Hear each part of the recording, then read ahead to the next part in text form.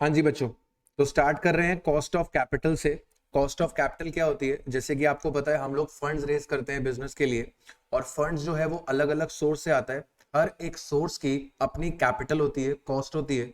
उसको हम लोग क्या बोलते हैं? इंडिविजुअल कॉस्ट बोलते हैं उस फंड्स की। और जब हर एक फंड की कॉस्ट का वेटेड एवरेज कर देते हैं तो हमारे पास क्या निकल कर आता है? हमारे पास कॉस्ट ऑफ कैपिटल निकल कर आता है।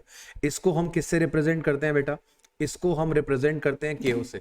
कॉस्ट ऑफ कैपिटल का काम क्या होता है सर? ये एज अ डिस्काउंट रेट काम करता है। हम कोई भी प्रोजेक्ट में जब पैसा लगाते हैं तो ये उसके लिए कट ऑफ रेट का काम करता है कि कम से कम हमें इतना रिटर्न तो कमा के चलना ही है, राइट? आपने कैपिटल बजटिंग पढ़ा था, तो कैपिटल बजटिंग में हम जो डिस्काउंटिंग करते हैं वो किससे करते हैं? रिक्वायर्ड रेट ऑफ रिटर्न से करते हैं। और कंपनी का जो रिक्वायर्ड रेट ऑफ रिटर्न होगा वो उसकी कॉस्ट ऑफ कैपिटल रहेगा, राइट? अब हमारे पास अलग अलग तरीके के फंड्स होते हैं, जैसे कि हमारे पास डिबेंचर्स हैं। डिबेंचर्स की कॉस्ट कैसे निकलती है सर? डिबेंचर्स दो तरीके के रहते हैं, एक हमारे पास इररिडीमेबल डेट रहती है और एक हमारे पास रिडीमेबल डेब्ट रहती है। इररिडीमेबल डेब्ट के लिए हम लोग क्या यूज करते हैं सर? इररिडीमेबल डेब्ट का फॉर्मूला होता है KD is equals to interest 1 minus tax divide by NP। NP क्या है? आपका नेट प्रोसीड्स है।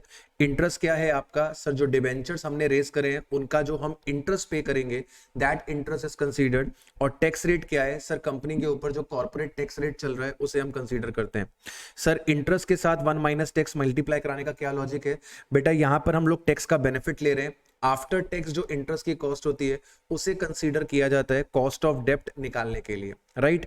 इसके बाद दूसरा तरीका होता है आपके पास रिडीमेबल डेब्ट के अंदर अप्रोक्सीमेशन मेथड बोलते हैं इसको। ध्यान से एग्जाम में पूछ सकता है कि कॉस्ट ऑफ डेब्ट निकालिए अप्रोक्सीमेशन मेथड से। तो अप्रोक्सीमेशन मेथड के अंदर जो फॉर्मूला लगता है that is what?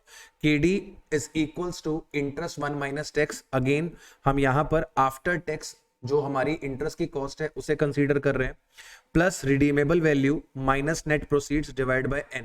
Redeemable value redemption के वक्त जो पैसा देने वाले हैं, NP आपका नेट प्रोसीड्स, N आपका मैच्योरिटी में जितना टाइम है। इसको डिवाइड करा देते हैं RV और नेट प्रोसीड्स के एवरेज से। तो फॉर्मूला क्या निकलता है? Interest 1 minus tax plus RV minus NP divide by N whole divided by average of RV and NP। अब मैं फॉर्मूलेस के लॉजिक में नहीं जा रहा हूं क्योंकि हमने ऑलरेडी क्लास के अंदर इनको कवर किया हुआ है। अभी पर्पस सिर्फ और सिर्फ रिवीजन करने का है और कुछ क्वेश्चंस को करने का है ताकि पूरा चैप्टर हमारी पकड़ में आ जाए। इसके बाद हम लोग कॉस्ट ऑफ डिबेंचर के अंदर ही अपना जो YTM मेथड है, यील्ड टू मैच्योरिटी मेथड है या फिर IRR मेथड है, उसका भी इस्तेमाल करते हैं। उसका रिवीजन मैं अभी आपको बाद में कराऊंगा। पहले हम लोग बात कर लेते हैं कॉस्ट ऑफ प्रेफरेंस शेयर की। कॉस्ट ऑफ प्रेफरेंस में क्या रहता है सर? कॉस्ट ऑफ प्रेफरेंस में जो इररिडीमेबल प्रेफरेंस होते हैं उसकी कॉस्ट कैसे निकलती है? डिविडेंड को डिवाइड करा देते हैं नेट प्रोसीड से। और अगर आपका रिडीमेबल प्रेफरेंस शेयर है तो वहां पर अप्रोक्सीमेशन मेथड यूज होता है। अप्रोक्सीमेशन मेथड में हम लोग क्या करते हैं सर? डिविडेंड को पकड़ते हैं, RV माइनस NP को N से डिवाइड कराते हैं और होल को डिवाइड करा देते हैं RV और NP के एवरेज से, ठीक है? अब डिविडेंड के साथ टैक्स रेट का मल्टीप्लाई क्यों नहीं किया हुआ है? क्योंकि सर डिविडेंड जो है वो टैक्स के बाद ही दिया जाता है। प्रेफरेंस डिविडेंड पे कोई भी टैक्स सेविंग नहीं आती है। इंटरेस्ट जो है वो टैक्स से पहले पे किया जाता है, उसमें आपकी टैक्स सेविंग निकल कर आती है, इसलिए उसको आफ्टर टैक्स कंसीडर करते हैं। और dividend by default after tax ही होता है, तो उसमें हमें कोई भी टैक्स की सेविंग नहीं मिलती है, राइट? अच्छा, यहां पर जो टर्म थे RV stands for redeemable value. Redeemable value का मतलब रिडम्पशन के वक्त जो आप पैसा दोगे। इंपॉर्टेंट चीज है NP क्या है? NP है नेट प्रोसीड्स। नेट प्रोसीड्स का मतलब issue price minus flotation cost.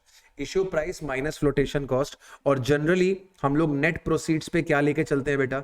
Generally हम लोग नेट प्रोसीड्स पे करंट मार्केट प्राइस लेके चलते हैं। जनरली हम लोग नेट प्रोसीड्स पे करंट मार्केट प्राइस लेके चलते हैं। अगर क्वेश्चन के अंदर आपको करंट मार्केट प्राइस दिया हुआ है तो आप नेट प्रोसीड्स में किसको कंसीडर करने वाले हैं? आप नेट प्रोसीड्स में कंसीडर करने वाले हैं current market price minus flotation cost. Current market price minus flotation cost. अगर क्वेश्चन के अंदर करंट मार्केट प्राइस नहीं है तो उस केस में हम लोग आपका जो फेस वैल्यू होती है, जो पार वैल्यू होती है, उसी को क्या मान लेते हैं? उसी को करंट मार्केट प्राइस मान लेते हैं। क्लियर? तो आपको पकड़ना किसको है? यहां पे जो हमने वर्ड इश्यू प्राइस यूज किया है, ये इश्यू प्राइस बेसिकली किसको डिनोट करने वाला है? ये इश्यू प्राइस बेसिकली डिनोट करने वाला है करंट मार्केट प्राइस को। क्लियर? अच्छा, ऑलवेज हम क्या करेंगे, हम जब केडी निकालेंगे तो हम सिंगल डिबेंचर की कैलकुलेशन करेंगे, यानी कि ये जो इंटरेस्ट की कॉस्ट ली जाएगी ये हमेशा सिंगल डिबेंचर की लेके चलेंगे। इसके बाद फ्लोटेशन कॉस्ट जो है वो जनरली किस पे कैलकुलेट करी जाती है, इशू प्राइस पे कैलकुलेट करी जाती है। लेकिन अगर क्वेश्चन आपको बता रहा है कि फ्लोटेशन कॉस्ट फेस वैल्यू पे लेनी है तो फिर फेस वैल्यू पे लेना। क्वेश्चन अगर बता रहा है कि फ्लोटेशन कॉस्ट 2 रुपए की, 1 रुपए की, 50 पैसे की है तो क्वेश्चन की बात मानना। लेकिन अगर क्वेश्चन साइलेंट है तो उस केस में आप फ्लोटेशन कॉस्ट किसका लेके चलोगे, उस केस में आप फ्लोटेशन कॉस्ट इशू प्राइस का लेकर चलोगे, राइट। सेम यही कॉन्सेप्ट्स यहां पर एप्लीकेबल होते हैं आपके प्रेफरेंस में, यहां पर भी सेम टर्म्स का इस्तेमाल होता है। द थिंग इज कि केडी में बस इंटरेस्ट यूज होता है और केपी में डिविडेंड यूज होता है। अच्छा, एक और चीज जो आप लोग को ध्यान रखनी है, एक और चीज जो आप लोग को ध्यान रखनी है, इस पॉइंट को ऐड कर लेते हैं हम लोग यहाँ पे। एक और चीज जो आपको ध्यान में रखनी है मेरे बच्चे, वो ये है कि आपका जो इंटरेस्ट का कैलकुलेशन होता है और जो डिविडेंड का कैलकुलेशन होता है वो हमेशा फेस वैल्यू पे होता है।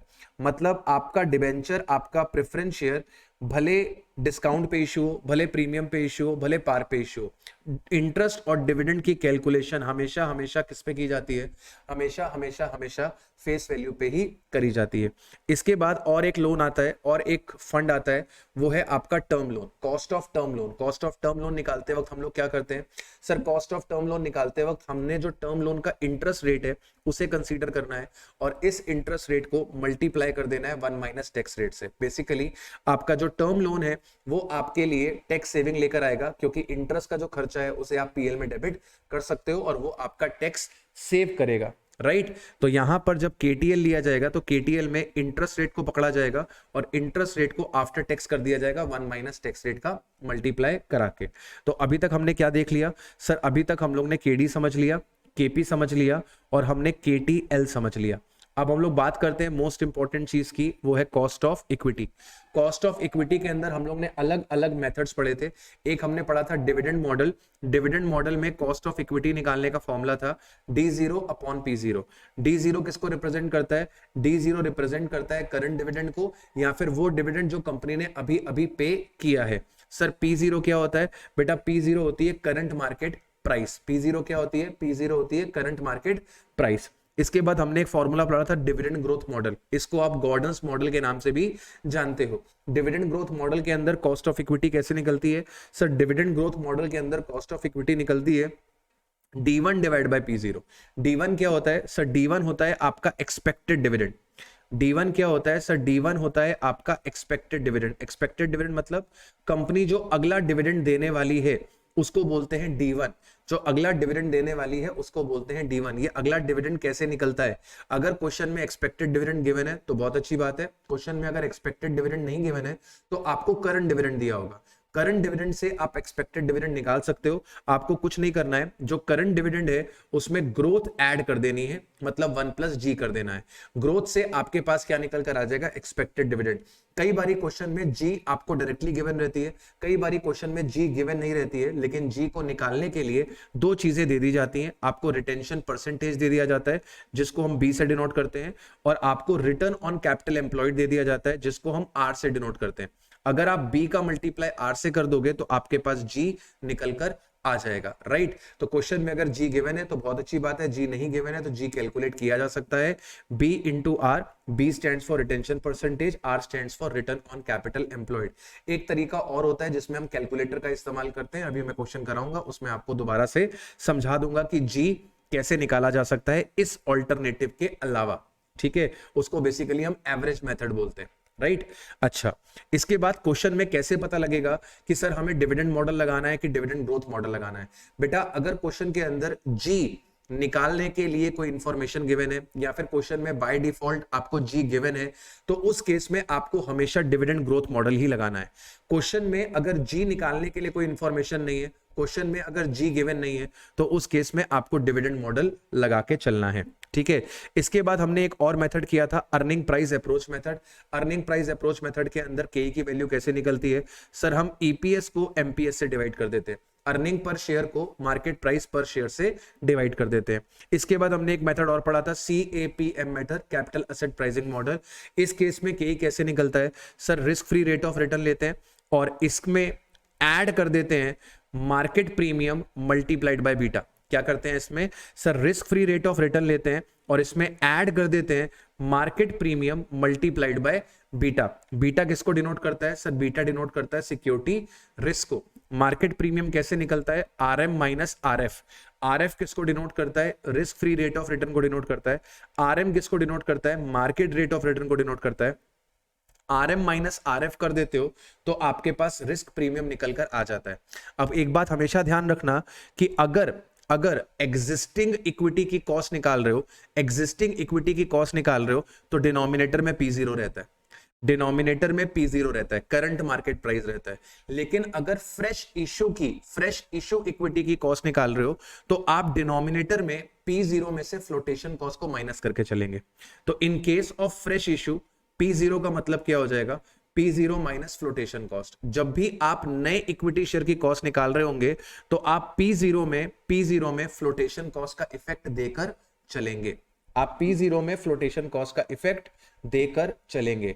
अभी तक हमने जितनी बातें करी, आपको आपकी बातें याद आई जो आपने पढ़ी थी क्लास के अंदर या जो भी आपने रिवीजन किया था? जितनी बातें अभी तक हमने करी, हमने अभी तक cost of equity wind up कर लिया, cost of preference wind up कर लिया, cost of debenture wind up कर लिया और कॉस्ट ऑफ टर्म लोन हमने वाइंड अप कर लिया। अभी क्वेश्चंस करेंगे तो और क्लैरिटी मिल जाएगी। चलिए, इसके बाद कॉस्ट ऑफ रिटेन्ड अर्निंग का कॉन्सेप्ट आता है। कॉस्ट ऑफ रिटेन्ड अर्निंग क्या होती है? जनरली आपका जो KR होता है वो आपके KE के बराबर होता है। जनरली आपका जो KR होता है, कॉस्ट ऑफ रिटेन्ड अर्निंग होती है, वो आपके कॉस्ट ऑफ इक्विटी के बराबर ही होती है। लेकिन अगर क्वेश्चन में फ्लोटेशन कॉस्ट गिवन है, मतलब KE निकालते वक्त अगर आपने फ्लोटेशन कॉस्ट को कंसीडर किया है तो उस केस में क्या होगा कि जब आप KR निकालेंगे तो आप फ्लोटेशन कॉस्ट को इग्नोर करके KE निकालेंगे। अगर आपको क्वेश्चन में फ्लोटेशन कॉस्ट गिवन है तो आपको कैलकुलेट करनी है cost of equity ignoring the flotation cost. आपको कॉस्ट ऑफ इक्विटी कैलकुलेट करनी है इग्नोरिंग फ्लोटेशन कॉस्ट, और जो वो कॉस्ट ऑफ इक्विटी निकलेगी फ्लोटेशन कॉस्ट को इग्नोर करके, उसी को आप क्या बोल दोगे? KR। क्योंकि रिटेन्ड अर्निंग्स के लिए आपको कोई भी फ्लोटेशन का खर्चा नहीं करना होता है। रिटेन्ड अर्निंग्स का पैसा हमारे पास पहले से पड़ा होता है, उसे बस हमें बिजनेस में इन्वेस्ट करना होता है। तो रिटेन्ड अर्निंग के लिए हमें मार्केट में नहीं जाना है, हमें कोई पब्लिसिटी नहीं करनी है, कोई एडवर्टीजमेंट नहीं करना है, कोई इश्यू एक्सपेंसेस नहीं झेलने हैं, इसलिए यहां पे कोई भी फ्लोटेशन कॉस्ट निकल कर नहीं आती है।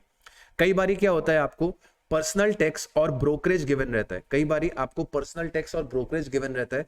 अगर क्वेश्चन में पर्सनल टैक्स और ब्रोकरेज गिवन है तो उस केस में KR निकालने का तरीका होता है KE multiplied by 1 minus personal tax multiplied by 1 minus brokerage. KR निकालने का तरीका होता है KE multiplied by 1 minus personal tax multiplied by 1 minus brokerage. So this is all about individual capital which the company raised. इसके बाद जब इतना कार्यक्रम हो जाता है, जब इंडिविजुअल कॉस्ट निकल आती है, उसके बाद बेटा हम लोग क्या निकालते हैं? जब इंडिविजुअल कॉस्ट निकल आती है तो उसके बाद बेटा हम लोग क्या निकालते हैं? Weighted average cost of capital निकालते हैं। Weighted average cost of capital कैसे निकलती है सर? जो इंडिविजुअल आपकी कैपिटल की कॉस्ट है उसे कंसीडर कर लिया जाता है, उनको उनके वेट के साथ मल्टीप्लाई करा दिया जाता है और उसका सम कर दिया जाता है। ये आपके पास क्या निकल कर आ जाता है? KO। तो सबसे पहला काम क्या रहेगा कि KD निकालनी पड़ेगी, KP निकालनी पड़ेगी, KE निकालनी पड़ेगी, KR निकालनी पड़ेगी। एक बार ये वाली सारी कॉस्ट आ गई तो इनको इनके रिस्पेक्टिव वेट के साथ मल्टीप्लाई कर देंगे और रिमेनिंग का हम सम कर देंगे। आपके पास क्या निकल कर आ जाएगा? KO। अब KO निकालते वक्त आपको एक बात का ध्यान रखना है कि KO बुक वैल्यू से भी निकल सकती है और मार्केट वैल्यू से भी निकल सकती है। KO बुक वैल्यू से भी निकाली जा सकती है, मार्केट वैल्यू से भी निकाली जा सकती है। अगर आप इसे मार्केट वैल्यू से कैलकुलेट कर रहे हैं, या फिर आप इसे बुक वैल्यू से कैलकुलेट कर रहे हैं, कॉस्ट में कोई फर्क नहीं पड़ता। चेंज किस में आता है? केवल वेट में। चेंज किस में आता है? वेट में। यानी कि कॉस्ट अलग अलग नहीं निकलती, चाहे बुक वैल्यू से कैलकुलेशन करना है चाहे मार्केट वैल्यू से कैलकुलेशन करना है, कॉस्ट तो आपकी वैसे ही निकलती है। फर्क कहां पर आता है? फर्क आता है वेट में। बुक वैल्यू का वेट निकालना है तो आपको बुक वैल्यूज को कंसीडर करना है, मार्केट वैल्यू वेट से निकालना है तो आपको मार्केट वैल्यू को कंसीडर करना है। अब एक बात समझ में आनी चाहिए कि अगर आप WACC निकाल रहे हो as per market value weights, अगर आप WACC निकाल रहे हो as per market value weights, तो इस केस में आपको क्या ध्यान देना है? KR shall be considered for the calculation of WACC only if KR is not equals to KE। If K R is not equals to K, क्या बोल रहा है, कह रहा है कि सर अगर आप WACC निकाल रहे हो as per market value weights, अगर आप WACC निकाल रहे हो as per market value weights, तो उस केस में आप के आर को तभी कंसीडर करोगे जब के आर और के बराबर नहीं है। अगर के आर और के बराबर है तो मार्केट वैल्यू वेट से अगर आप WACC निकाल रहे हो तो आप के आर को इग्नोर करके चलोगे। लेकिन अगर ये दोनों सेम नहीं है तो हमें के आर को कंसीडर करना है। अब हम इस केस में क्या करेंगे, जो मार्केट वैल्यू ऑफ इक्विटी है उसको हम दो पार्ट्स में डिवाइड करेंगे। मार्केट वैल्यू ऑफ इक्विटी को इक्विटी शेयर कैपिटल में और रिटेन्ड अर्निंग में स्प्लिट किया जाएगा। इक्विटी शेयर कैपिटल में और रिटेन्ड अर्निंग में स्प्लिट किया जाएगा। और स्प्लिट करने के लिए हम किसका इस्तेमाल करेंगे, स्प्लिट करने के लिए हम इस्तेमाल करेंगे बुक वैल्यू का। तो बुक में जो रिटेन्ड अर्निंग और शेयर कैपिटल की वैल्यू आ रही है, बेसिकली बैलेंस शीट के अंदर जो आपके पास इक्विटी की और रिटेन्ड अर्निंग की वैल्यू आ रही है, उस प्रपोर्शन में आप इक्विटी की मार्केट वैल्यू को डिवाइड करेंगे और उसके बाद आप क्या करेंगे, WACC निकाल कर चलेंगे, राइट। अच्छा, while calculating the marginal cost of capital only additional funds are considered। marginal cost of capital भी एक कॉन्सेप्ट हमने पढ़ा था। marginal cost of capital क्या होता है, एडिशनल फंड्स का WACC, एडिशनल फंड्स का WACC। तो जब आप मार्जिनल कॉस्ट ऑफ कैपिटल निकाल रहे होंगे, जब आप मार्जिनल कॉस्ट ऑफ कैपिटल निकाल रहे होंगे तो आप एडिशनल फंड्स का WACC निकालेंगे। आपको टोटल फंड्स कंसीडर करने की जरूरत नहीं है। क्वेश्चन में अगर सिर्फ आपसे बोला गया कॉस्ट ऑफ कैपिटल निकालो तो आप एग्जिस्टिंग फंड्स का भी इस्तेमाल करोगे, आप एडिशनल फंड्स का भी इस्तेमाल करोगे। लेकिन अगर क्वेश्चन में स्पेसिफिकली डिमांड किया गया है मार्जिनल कॉस्ट ऑफ कैपिटल, तो मार्जिनल कॉस्ट ऑफ कैपिटल निकालते वक्त केवल और केवल किसका इस्तेमाल किया जाएगा दोस्त, केवल और केवल एडिशनल फंड्स का इस्तेमाल किया जाएगा। बोलिए सर, यहां तक मेरी बातें क्लियर हुई हैं?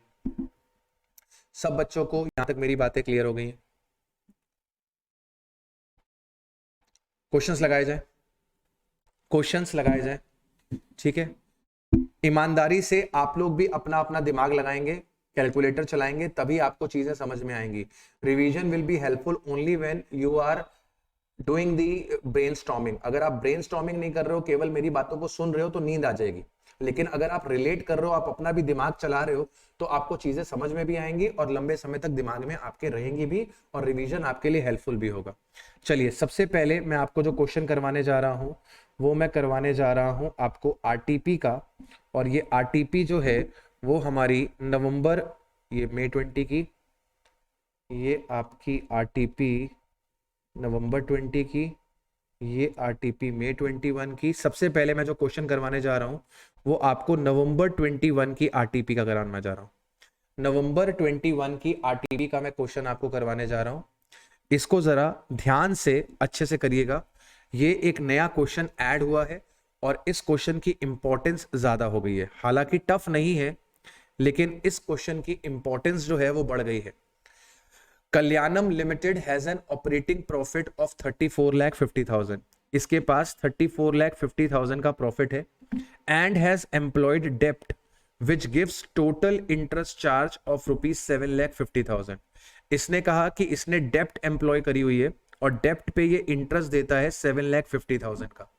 The firm has an existing cost of equity and cost of डेप्ट 16% एंड 8%।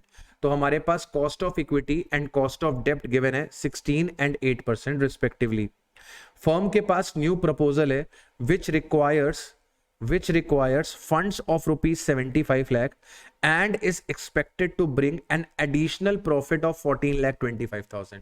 आप 75 लाख रुपीस और इन्वेस्ट कर देंगे बिजनेस के अंदर तो आपके पास 14,25,000 का एडिशनल प्रॉफिट निकल कर आ जाएगा।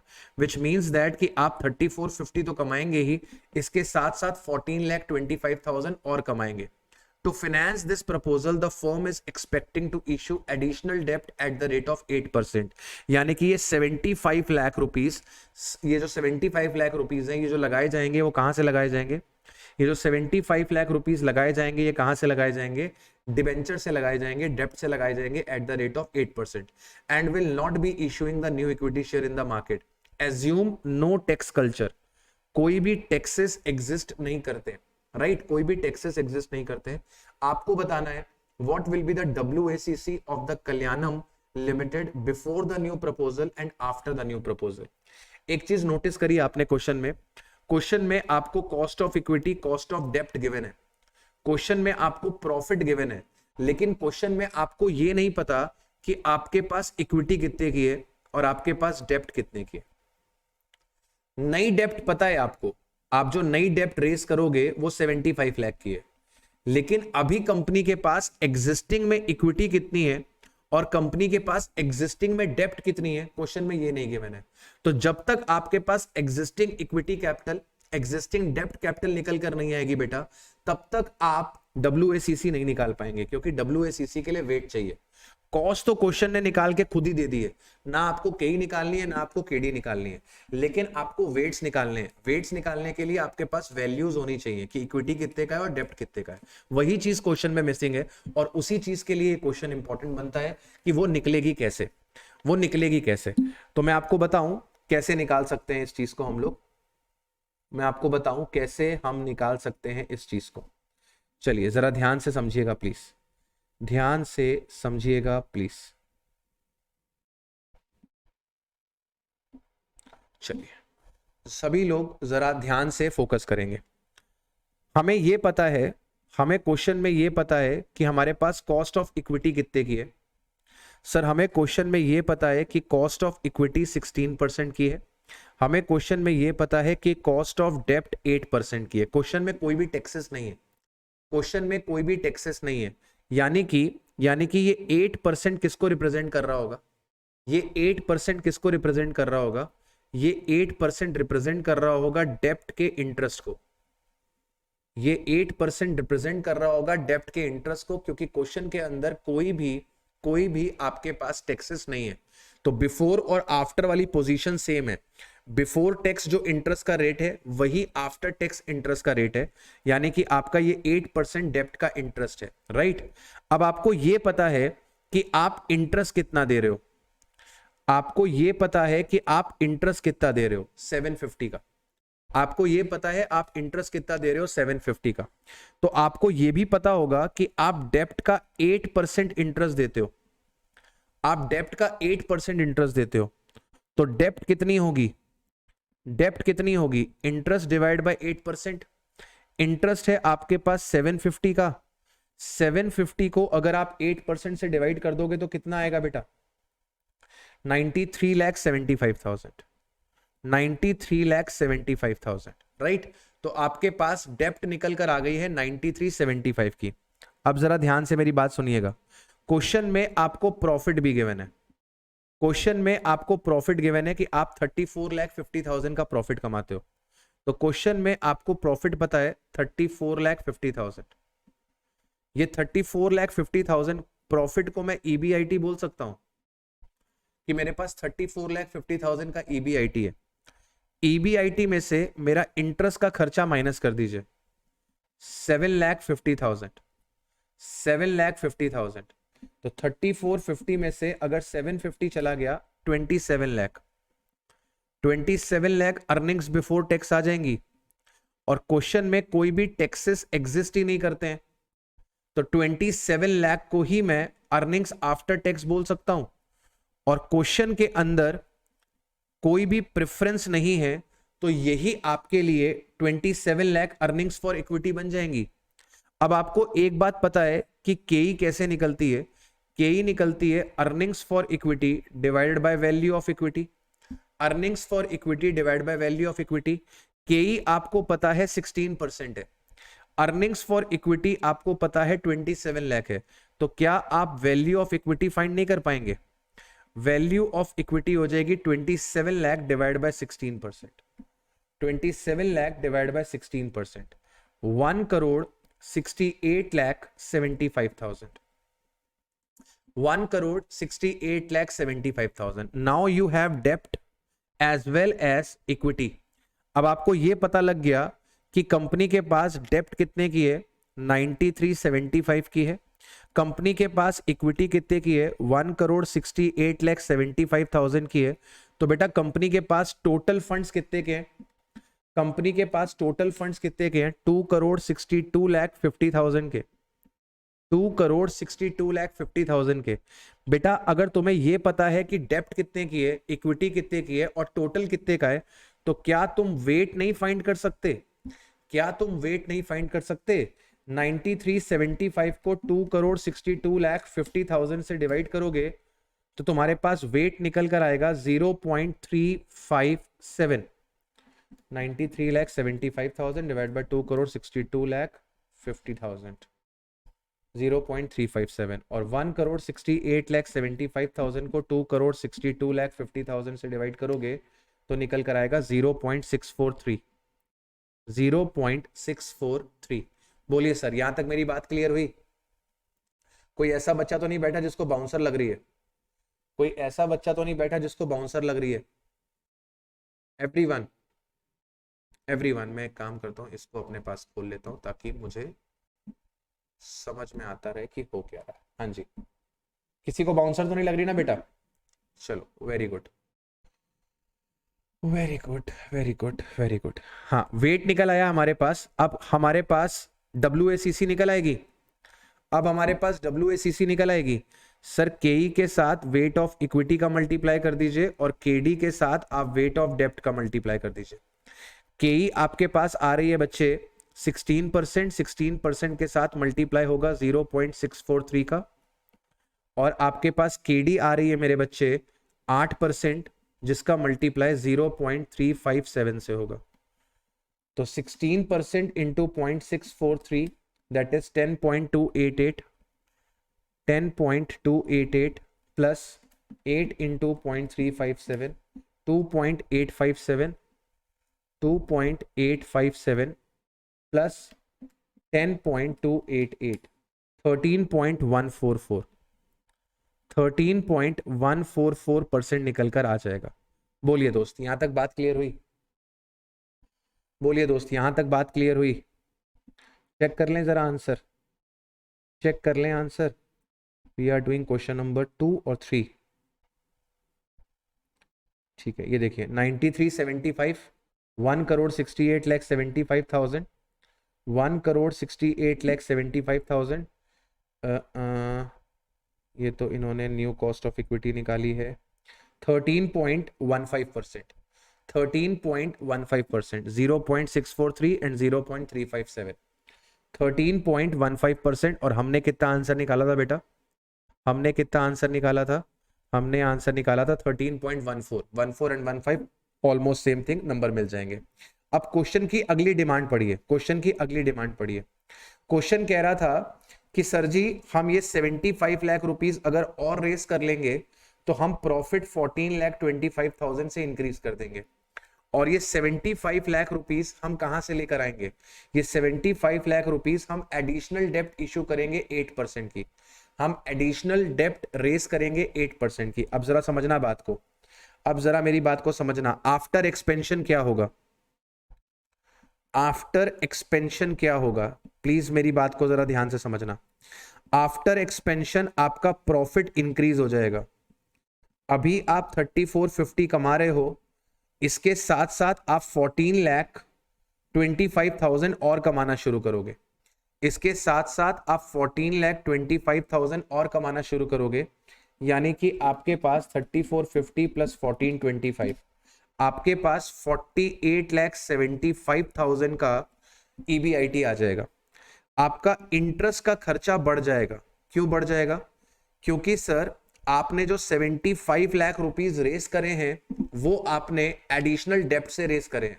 तो अभी आप ऑलरेडी 750 का इंटरेस्ट देते हो, अभी आप ऑलरेडी 750 का इंटरेस्ट देते हो। आपने जो 75 लाख और रेस कर लिए हैं उस पे भी तो 8% का इंटरेस्ट जाएगा। 75 लाख का 8% है 6 लाख।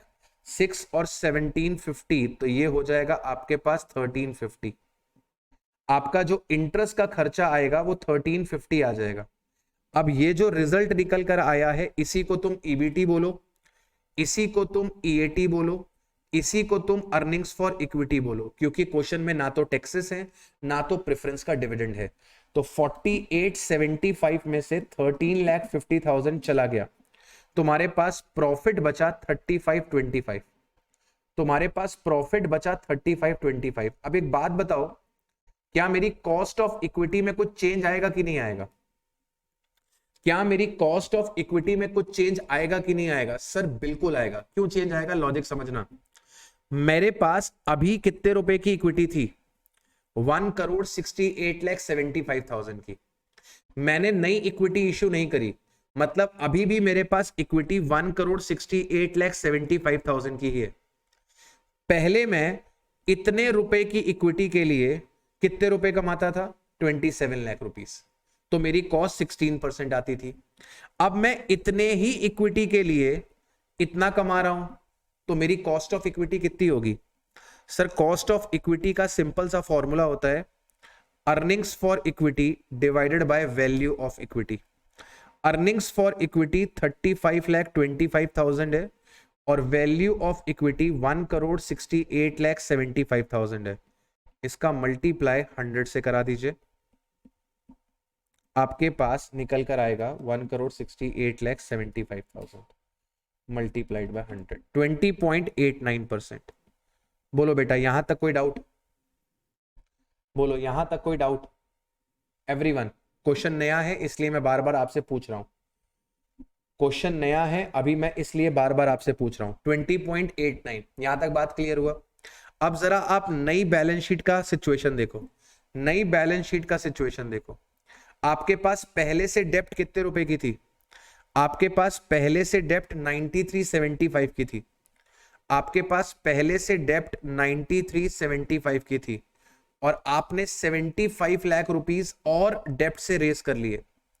तो आपके पास 75 प्लस 9375, 1,68,75,000। आपके पास डेप्ट कितने की हो गई? 1,68,75,000।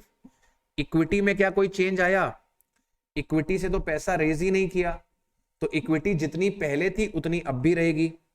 यानी कि टोटल अब आपके पास फंड्स हो गए 3,37,50,000।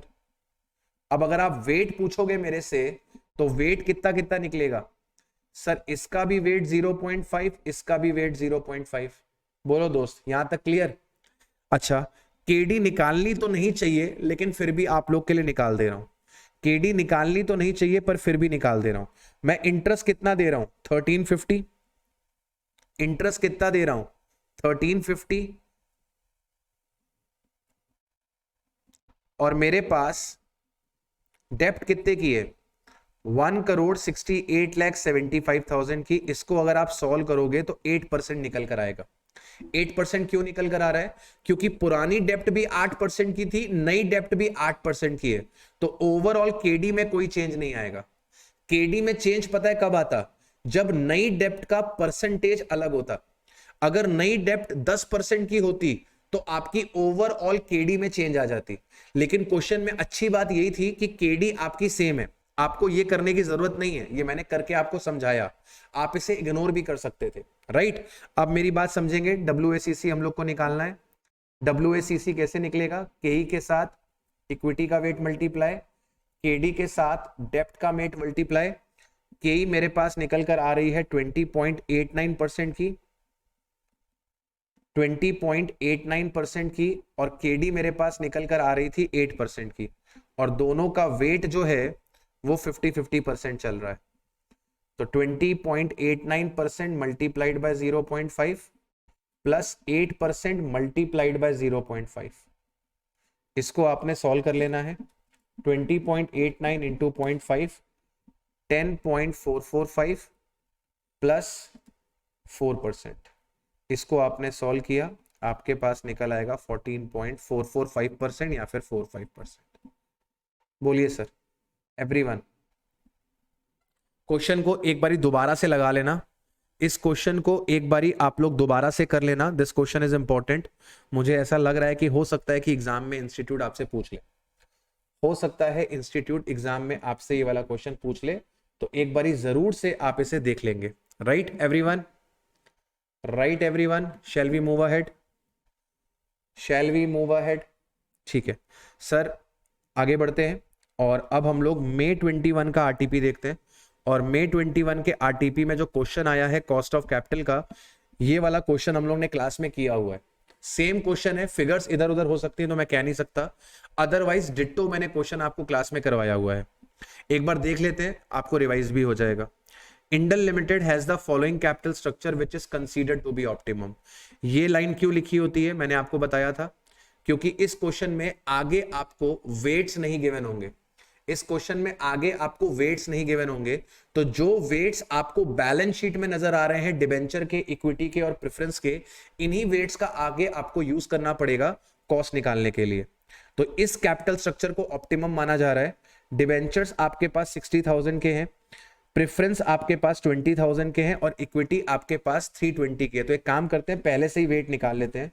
60,000 को अगर 4 लाख से डिवाइड कर दोगे तो आपके पास डिबेंचर का वेट निकल कर आ जाएगा 0.15। अगर आप 20,000 को डिवाइड कर दोगे 4 लाख से तो वेट आ जाएगा आपके पास 0.05। आपने अगर इक्विटी का वेट निकालना है तो इक्विटी का वेट आएगा 0.80। जहां तक मुझे ध्यान में आ रहा है, हमने जो क्लास में क्वेश्चन किया था उसके भी वेट्स यही निकल रहे थे। हमने जो क्लास में क्वेश्चन किया था उसके वेट्स भी यही निकल रहे थे। फिगर इधर उधर थी लेकिन वेट सेम थे। चलो खैर कोई बात नहीं। The company share has a market price of 47.20, तो आपको P0 गिवन है 47.20। नेक्स्ट ईयर का डिविडेंड बोले तो D1 कितना होगा? Next dividend per share is 50% of 2020 का ईपीएस। तो 2020 के ईपीएस का 50%, 2020 का ईपीएस 4.72 गिवन है, तो आपको क्या करना है, 4.72 का 50% कर देना है, D1 निकल आएगा। 4.72 का 50% करेंगे तो आपके पास D1 निकल कर आ जाएगा 2.36। The following is the uniform trend of EPS for the preceding 10 year which is expected to continue in future। अब यहां पे आपको यूनिफॉर्म ट्रेंड दिया हुआ है EPS का। ये क्यों दिया हुआ था बच्चों? आप लोग को, क्योंकि आप लोग के पास B और R गिवन नहीं है, आपको G निकालना पड़ेगा। और G किस मेथड से निकलेगा? G एवरेज मेथड से निकलेगा। एवरेज मेथड में मैंने आपको सिखाया था क्या सर, 2011 में 2 रुपए का ईपीएस था। 1 साल, 2 साल, 3 साल, 4 साल, 5 साल, 6 साल, 7 साल, 8 साल, 9 साल, तो 9 साल के अंदर 2 रुपए का डिविडेंड कितना बन गया? 9 साल में 2 रुपए का डिविडेंड 4.72 बन गया। तो 2 रुपए का dividend 1 + G⁹ is equals to 4.72। इसको मैंने सॉल्व करना आपको सिखाया था। 1 + G is equals to 4.72 divided by 2 to the power 1/9, that is 4.72 divided by 2, 2.36 to the power 1/9। कैसे निकालते हैं बेटा, याद है? कैसे निकालते हैं, याद है? सर आपने हमको बताया था कि हमें 12 टाइम्स क्या करना होता है, अंडर रूट, फिर हमें क्या करना होता है, माइनस करना होता है 1, फिर हमें मल्टीप्लाई करना होता है पावर के साथ यानी कि 1/9 के साथ, फिर जो 1 माइनस किया था सर उसे वापस से प्लस करना होता है। 12 बारी स्क्वायर रूट किया था तो अब 12 बारी स्क्वायरिंग करनी पड़ेगी। स्क्वायरिंग कैसे होती है? मल्टीप्लाई इक्वल्स टू दबाते हैं, कितनी बारी? मल्टीप्लाई इक्वल्स टू दबाते हैं 12 बारी। इसको अगर आप सॉल्व कर लोगे तो भाव्या मेरे को बता रही है कि सर आपके पास 10% की ग्रोथ निकल कर आ जाएगी। तो मैं भाव्या की बात मान ले रहा हूं और ग्रोथ को 10% ले ले रहा हूं।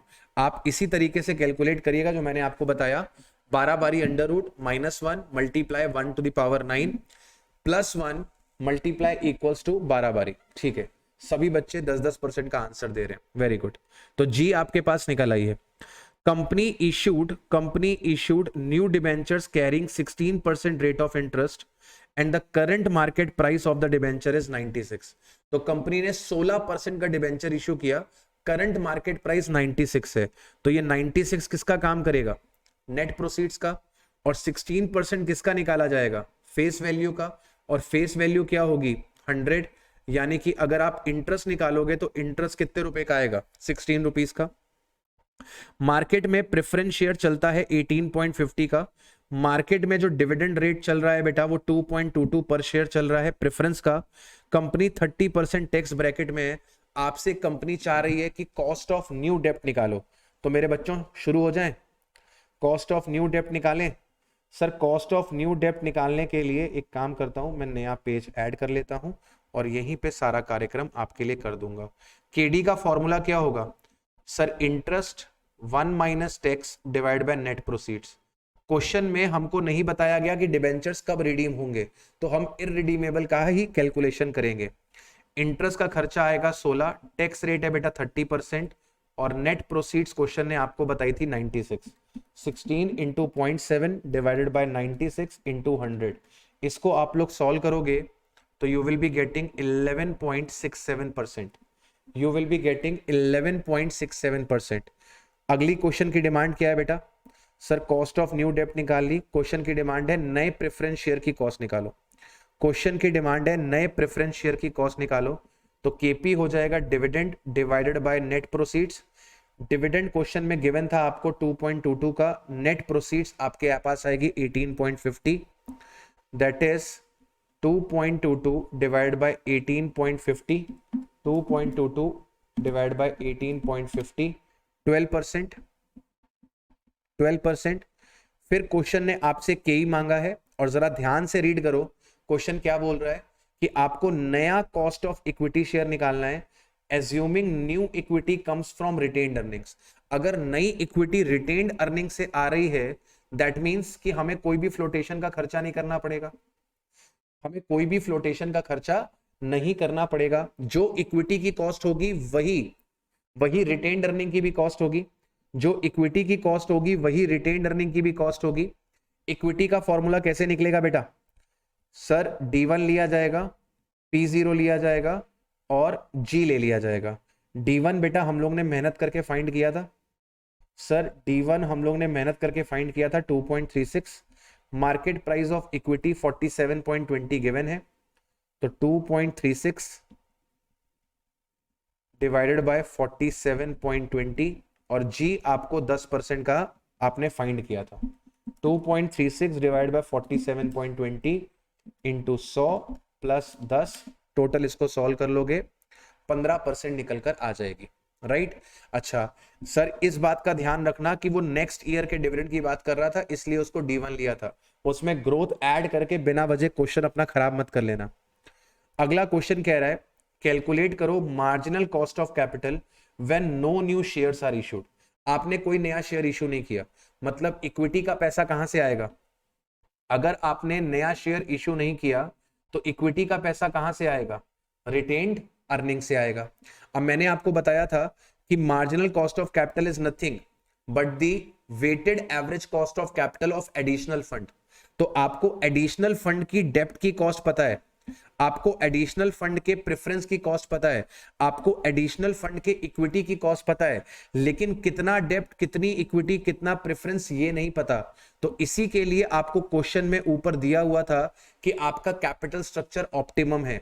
तो WACC निकालने के लिए KD, KP, KE, KD 11.67% है, ये आपका 12% है, ये आपका 15% है। ऊपर आपने वेट्स जो कि ऑप्टिमम थे वो ऑलरेडी फाइंड कर लिए थे। इसका वेट 0.15 फाइंड किया था, इसका वेट 0.05 फाइंड किया था, इसका वेट 0.80 फाइंड किया था। दिमाग पूरा का पूरा यहीं पे रखो ताकि आपको हर एक चीज समझ में आए। थोड़ी सी भी डिस्ट्रैक्शन अगर हो रही होगी तो काम खराब हो जाएगा, क्योंकि सुपर फास्ट रिवीजन चल रहा है। ये हम लोग क्लास नहीं लगा रहे हैं, ये हम लोग क्लास नहीं लगा रहे हैं दोस्त, सुपर फास्ट रिवीजन चल रहा है। और सुपर फास्ट रिवीजन तब हेल्पफुल होता है जब आप 100% फोकस्ड हैं। ओवरऑल कॉस्ट निकलेगी 12 प्लस 0.6 प्लस 1.7505, 14.3505, 14.3505 आ रहा है, तो मैं इसको राउंड ऑफ करके 14.351% कर दे रहा हूं। This is your KO। अगली क्वेश्चन ने क्या डिमांड करी है बेटा? Determine the amount that can be spent for capital investment before new ordinary share must be sold, assuming that retained earning for the next year investment is 50% of the earnings of 2020। Question आपसे कह रहा है कि आप ये बताओ बिना market में नए शेयर उतारे, बिना मार्केट में नए शेयर उतारे तुम कितने रुपए की कैपिटल इन्वेस्टमेंट कर सकते हो अगर तुम्हारे पास रिटेन्ड अर्निंग जो अवेलेबल है वो है 2020 की अर्निंग्स का 50%। 2020 की अर्निंग्स का 50% तुम्हारे पास रिटेन्ड अर्निंग पड़ा हुआ है। एक बात हमेशा समझना, अगर क्वेश्चन ने ये बोल दिया है कि ऑप्टिमम कैपिटल स्ट्रक्चर ऐसा है कि डेप्ट 15% की होगी, प्रेफरेंस 5% की होगी और इक्विटी 80% की होगी, तो आप कोई भी इन्वेस्टमेंट करोगे उसमें यही प्रपोर्शन में इन्वेस्टमेंट करोगे। अब क्वेश्चन ने आपसे यह बोला कि बेटा तुम्हारे पास रिटेन्ड अर्निंग पड़ी हुई है 2020 की अर्निंग्स का 50%, तो ये पता करो 2020 में तुम्हारी अर्निंग्स कितनी थी। सर 2020 में एक शेयर की अर्निंग 4.72 थी और हमारे पास टोटल 10,000 शेयर्स थे। इसका मतलब हमारी टोटल अर्निंग्स कितनी थी, 4.72 मल्टीप्लाइड बाय 10,000 शेयर्स। हमारी टोटल अर्निंग 47,200 थी और इसका 50% हमारे पास अवेलेबल है। 47,200 का 50% हमारे पास अवेलेबल है, यानी कि 23,600 अवेलेबल है। अब ये रिटेन्ड अर्निंग मेरे दोस्त, ये बताओ इनमें से किसको बिलोंग करती है। सर ऑब्वियस है, रिटेन्ड अर्निंग इस 80% को बिलोंग करती है। दैट मींस कैपिटल इन्वेस्टमेंट का 80% कहां से आ रहा है, रिटेन्ड अर्निंग से आ रहा है। तो तुम कितनी कैपिटल इन्वेस्टमेंट कर सकते हो, तुम कितनी कैपिटल इन्वेस्टमेंट कर सकते हो। अगर ये 23,600 80% को डिनोट कर रहा है तो तुम कितनी कैपिटल इन्वेस्टमेंट कर सकते हो, 29,500 की। बाकी जो पैसा बच रहा है, बाकी जो पैसा बच रहा है, इन दोनों का अगर डिफरेंस निकालोगे पैसा बचेगा 5,900। 23,600 की रिटेन्ड अर्निंग है तुम्हारे पास और टोटल इन्वेस्टमेंट 29,500 की करी जा सकती है। मतलब कि 5,900 रुपीस तुम कहां से लेकर आओगे, डिबेंचर और प्रेफरेंस से। राइट एवरीवन, क्लास में करवाए हुए क्वेश्चन से बेटा ये आपके। और जो बच्चे YouTube पे देख रहे हैं, मुझे पूरा यकीन है आपने जिस भी टीचर से पढ़ा होगा उस टीचर ने ये क्वेश्चन आपको क्लास में जरूर करवाया होगा। तो एक बारी जरूर से गो थ्रू करिए चीजों को और तभी आपको चीजें समझ में आएंगी।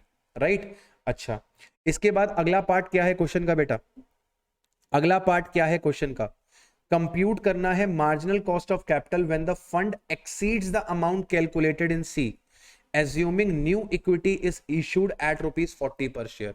अब कह रहा है कि दोस्त अगर कैपिटल इन्वेस्टमेंट जो हमने करनी है वो 29,500 से ज्यादा की करनी है।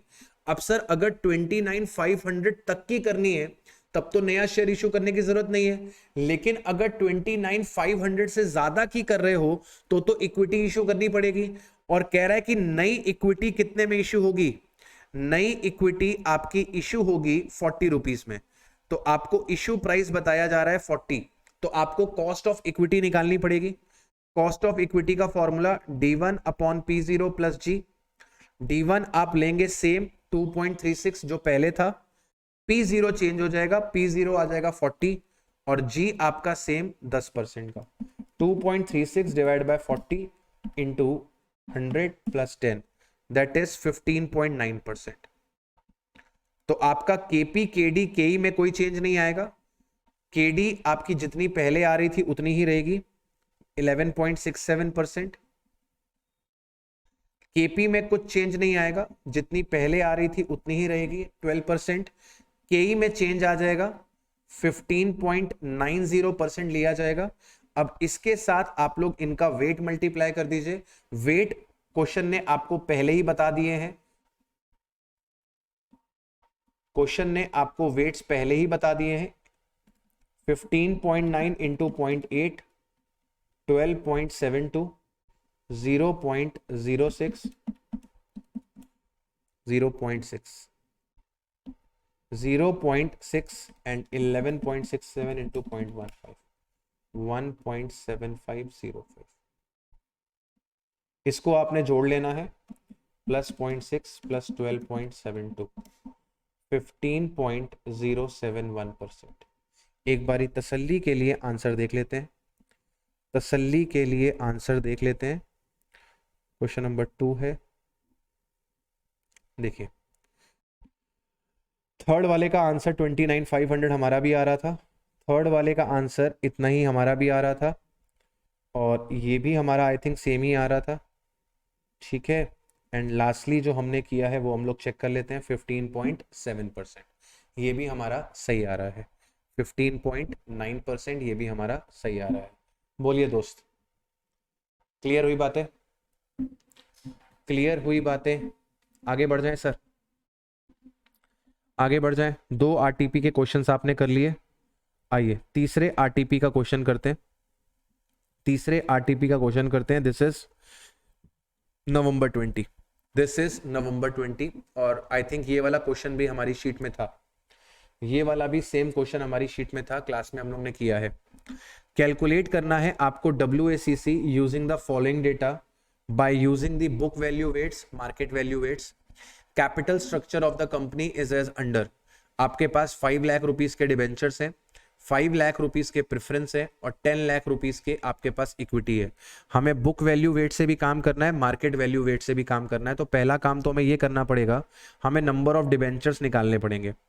नंबर ऑफ डिबेंचर्स 5000 आ जाएंगे, नंबर ऑफ प्रेफरेंस भी 5000 आ जाएंगे और नंबर ऑफ इक्विटी शेयर्स आपके पास 1 लाख निकल कर आ जाएंगे। नंबर ऑफ इक्विटी शेयर्स आपके पास 1 लाख निकल कर आ जाएंगे। ठीक है, मार्केट प्राइस आपको गिवन है 105 रुपए का, प्रेफरेंस का प्राइस दिया हुआ है 110 रुपए का और इक्विटी का प्राइस दिया हुआ है 24 रुपीज का। एडिशनल इंफॉर्मेशन दी हुई है, 100 रुपीज का डिवेंचर है, रिडीमेबल है एट पार, 10% कूपन रेट है, 4% की फ्लोटेशन कॉस्ट है। 100 रुपीज का प्रेफरेंस शेयर है, रिडीमेबल एट पार, 5% का कूपन रेट है, 2% की फ्लोटेशन कॉस्ट है, 10 ईयर्स की मैच्योरिटी है। इक्विटी शेयर है आपके पास 4 रुपए के फ्लोटेशन कॉस्ट के साथ, मार्केट प्राइस है 24 पर शेयर का। नेक्स्ट ईयर का डिविडेंड दिया हुआ है बेटा, नेक्स्ट ईयर का डिविडेंड दिया हुआ है 1 रुपए का और एनुअल ग्रोथ आपको दी हुई है 5%। The firm has practice to paying all the earnings in the form of dividend. मतलब हम जितने भी रुपए कमाएंगे सारे रुपए डिविडेंड के रूप में बांट देंगे। कॉर्पोरेट टैक्स रेट आपके पास 30% का है। अब यहां पर एक चीज देखिए जरा ध्यान से, क्वेश्चन ने स्पेसिफिकली आपसे बोल दिया कि आपको YTM मेथड निकालना है कॉस्ट ऑफ डिबेंचर और प्रेफरेंस शेयर्स निकालने के लिए। YTM मेथड का मतलब कौन सा मेथड हो गया? YTM मेथड कौन सा मेथड हो गया? IRR method, IRR method, right everyone? IRR method, IRR method का मैं आपको फॉर्मेट बना के दे दे रहा हूं, बाद में मैं आरटीपी का ही सॉल्यूशन आपको दिखा दूंगा। IRR मेथड में हम लोग क्या करेंगे, सबसे पहले अगर मैं प्लेसिंग करूं YTM से निकालूं KD, अगर YTM से मैं निकालूं KD तो मुझे यह समझना पड़ेगा कि KD का रिडम्पशन कब होना है। सर KD का रिडम्पशन होगा 10 साल के बाद, KD का रिडम्पशन होगा 10 साल के बाद। रिडम्पशन किस पे होगा? पार पे।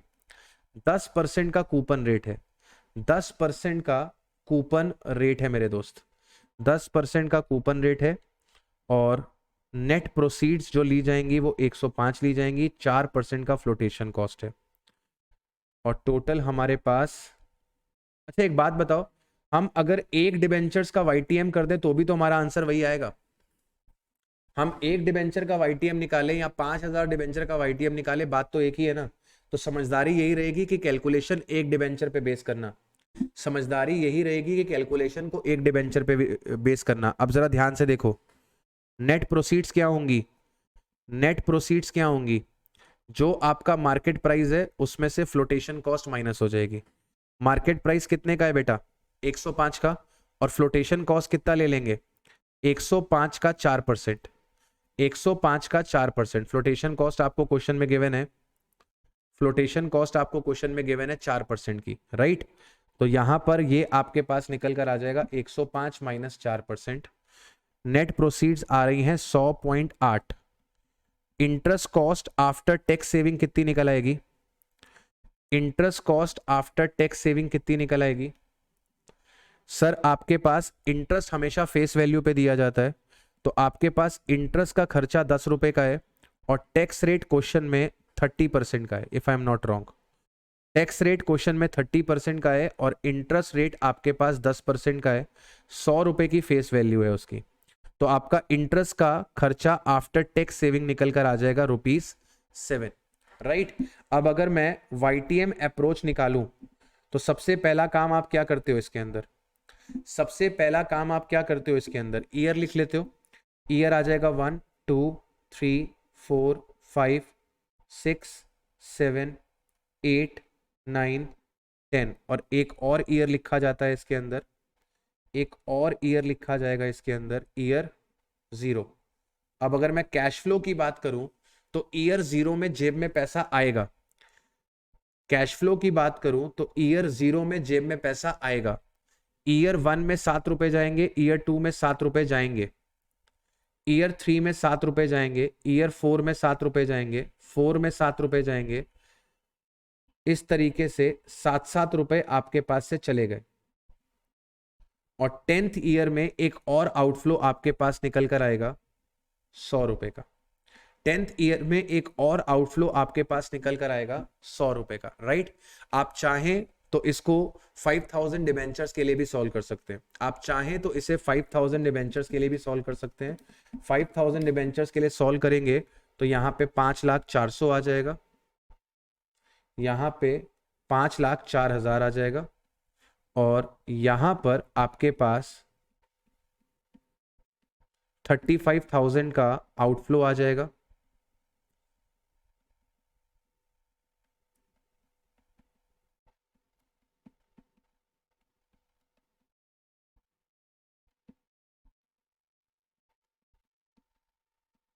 ठीक है,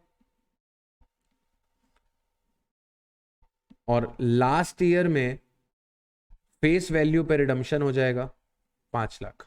ये आपके पास कैश फ्लो आ गया। अब एक लोअर रेट को पकड़ना है और एक हायर रेट को पकड़ना है। लोअर रेट पे आपको एनपीवी निकालनी है, हायर रेट पे आपको एनपीवी निकालनी है, राइट। एक एनपीवी पॉजिटिव आएगी और एक एनपीवी आपके पास कौन सी आएगी, एक एनपीवी आपके पास पॉजिटिव आएगी और एक एनपीवी आपके पास क्या आएगी, बोलो दोस्त, बोलो दोस्त। एक एनपीवी आपके पास पॉजिटिव आएगी और एक एनपीवी आपके पास नेगेटिव आएगी। एक लोअर रेट पे निकलेगी और एक हायर रेट पे निकलेगी। और उसके बाद आप क्या लगा देंगे, उसके बाद आप क्या लगा देंगे, आईआरआर का फॉर्मूला। आईआरआर का फॉर्मूला क्या होता है, lower rate NPV at lower rate divided by NPV at lower rate minus NPV at higher rate multiplied by difference in rate, higher rate minus lower rate. अब ये rates fix करने के लिए आप लोग क्या कर सकते हो कि हमारा आंसर किसके बीच में आ रहा है आप कैसे पता लगा सकते हो, तो आप रफ में अप्रोक्सीमेशन मेथड लगा सकते हो। रफ में आप अप्रोक्सीमेशन मेथड लगा लेना, आपको पता लग जाएगा आंसर किसके बीच में आ रहा है। लेट से अगर अप्रोक्सीमेशन मेथड बोल रहा है कि 12.43% आएगा, मैं तुक्का मार रहा हूं, अप्रोक्सीमेशन मेथड अगर 12.43% बोल रहा है तो आप एक लोअर रेट 12% का ले लो और एक रेट आप 14% का ले लो, आपका आंसर 12 और 14 के बीच में आ जाएगा। सेम इसी तरीके से प्रेफरेंस का भी काम होगा। The thing which is different in preference will be, वहां पे कोई भी dividend cost after tax saving नहीं निकलेगी।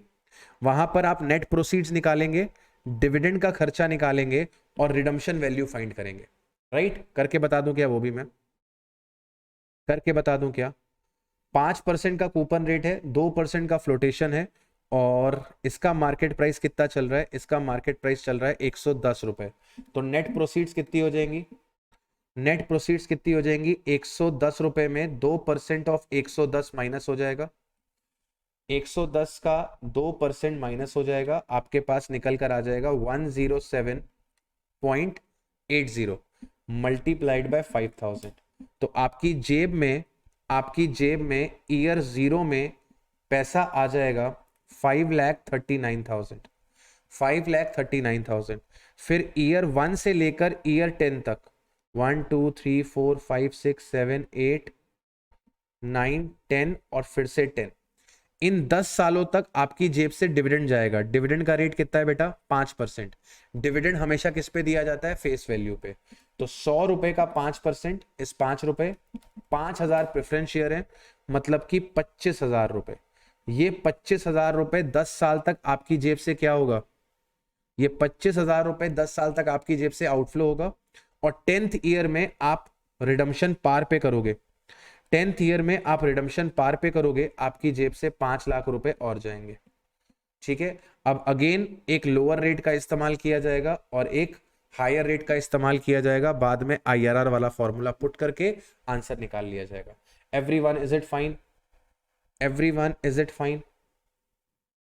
बोलो दोस्त, बोलो दोस्त। ठीक है, इसके बाद आपको क्या करना पड़ेगा इस क्वेश्चन में, इसके बाद आपको इक्विटी की कॉस्ट निकालनी है जो कि बड़े आराम से निकल आएगी। K is equal to D1, expected dividend 1 रुपए का है, मार्केट प्राइस 24 का है और 4 रुपए का फ्लोटेशन है। तो 24 में से 4 माइनस कर देंगे, 24 में से 4 माइनस कर देंगे और ग्रोथ आपको दी हुई है 5% की। तो 1 डिवाइड बाई 20, 5 और 5, इसको अगर आपने सॉल्व कर लिया तो आपके पास के कितना निकल कर आ जाएगा, 10%। बुक वैल्यू वेट्स निकालने हैं, बुक वैल्यू वेट्स निकालने हैं तो ये 0.25, 0.25 और 0.50 हो जाएंगे। मार्केट वैल्यू वेट्स निकालने होंगे तो 5000 का मल्टीप्लाई 105 से कर दीजिएगा। प्रेफरेंस निकालने के लिए 5000 का मल्टीप्लाई 110 से कर दीजिएगा। इक्विटी की वैल्यू निकालने के लिए इसका मल्टीप्लाई 24 से कर दीजिएगा। ठीक है, एक बारी सॉल्यूशन चेक कर लेते हैं ताकि आपको थोड़ी सी तसल्ली हो जाए। ठीक है, आपको थोड़ी सी तसल्ली हो जाए। ठीक है, चलिए देखिए यहाँ पर इन्होंने कैलकुलेशन जो करी है वो एक ही डिबेंचर पे करी है, यही मैं भी आपको सजेस्ट कर रहा था कि एक ही डिबेंचर पे कैलकुलेशन कर लीजिए। अच्छा, एक चीज अगर आप नोटिस करें तो इंस्टीट्यूट पता है क्या करता है, इंस्टीट्यूट जब ये YTM लगाता है तो वो इन्वेस्टर के पॉइंट ऑफ व्यू से लगा देता है। इन्वेस्टर क्या करेगा, पैसा देगा, उसके लिए वो आउटफ्लो होगा और उसे इंटरेस्ट और मैच्योरिटी पे पैसा मिलेगा, वो उसके लिए इनफ्लो होगा। तो इंस्टीट्यूट जब कैलकुलेशन करता है तो इन्वेस्टर के पर्सपेक्टिव से करता है, तो वो ये 100 रुपए 80 पैसे को आउटफ्लो मानता है, इंटरेस्ट को और रिडम्पशन वैल्यू को वो इनफ्लो मानता है। जबकि हम जब कैलकुलेशन करते हैं तो वो कंपनी के पॉइंट ऑफ व्यू से करते हैं। कंपनी को 100.8 मिलेंगे तो ये कंपनी के लिए इनफ्लो है, और कंपनी इंटरेस्ट देगी तो ये कंपनी के लिए आउटफ्लो है। कंपनी मैच्योरिटी पे पैसा देगी तो ये कंपनी के लिए आउटफ्लो है, राइट। अच्छा, और दूसरी चीज यहां पर नोटिस करिए, इन्होंने शॉर्टकट मेथड लगाया है, आप भी शॉर्टकट मेथड लगाएंगे क्योंकि हर साल का आउटफ्लो क्या है, सेम है। हर साल का आउटफ्लो क्या है, सेम है, राइट। तो यहां पर आपके पास 5% पे पॉजिटिव वैल्यू आ रही है, 7% पे आपके पास नेगेटिव वैल्यू आ रही है। फॉर्मूला पुट कर दिया, lower rate NPV at lower rate divide by NPV at lower rate minus NPV at higher rate multiplied by difference in rate. Same इसी तरीके से प्रेफरेंस निकाला गया है, एक प्रेफरेंस की कैलकुलेशन करी गई है। आप लोग भी एक की ही कैलकुलेशन करना, आप लोग भी एक की ही कैलकुलेशन करना। अगेन यहां पर इन्होंने इस वाले को आउटफ्लो माना है, मतलब नेगेटिव लिखा हुआ है, और इनको पॉजिटिव लिखा हुआ है, इनफ्लो माना है, क्योंकि इन्होंने इन्वेस्टर के पर्सपेक्टिव से कैलकुलेशन करी है। हमें इन्वेस्टर के पर्सपेक्टिव से कैलकुलेशन नहीं करनी होगी, हम 107.8 को इनफ्लो मानेंगे और इनको आउटफ्लो मानेंगे। बिल्कुल बिल्कुल बिल्कुल सेम आएगा, सेम आएगा, कोई फर्क नहीं पड़ेगा, आंसर में कोई फर्क नहीं पड़ेगा, आंसर आपका सेम आएगा। ठीक है दोस्त, एवरीवन एवरीवन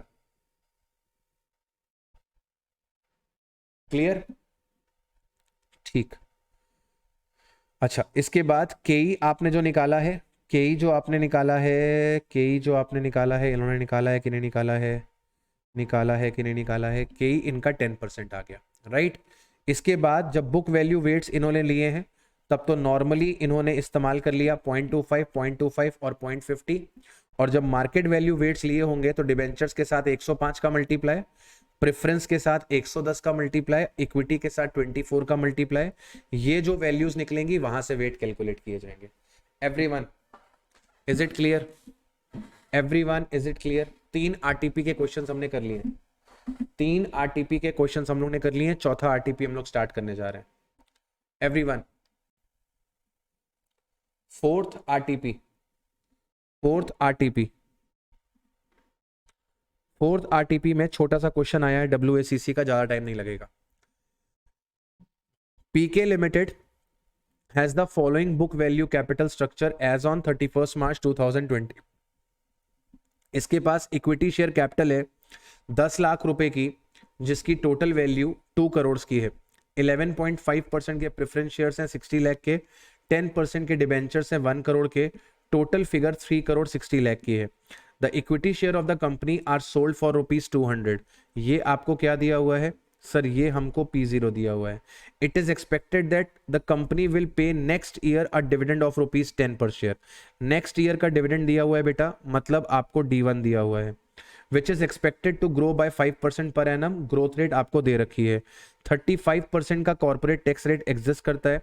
कंप्यूट करना है WACC of the company based on the existing capital structure. बेटा अगर ऐसा क्वेश्चन एग्जाम में आ जाए तो समझ लेना तुमने बहुत सारे पुण्य करे होंगे, तो ही ऐसा क्वेश्चन तुमको मिलेगा, राइट। अब देखो इस क्वेश्चन में क्या करना है, कुछ भी नहीं करना है। प्रेफरेंस की कॉस्ट कैसे निकलेगी, क्वेश्चन में कुछ नहीं दिया हुआ, तो ये जो 11.5% है यही केपी है बेटा।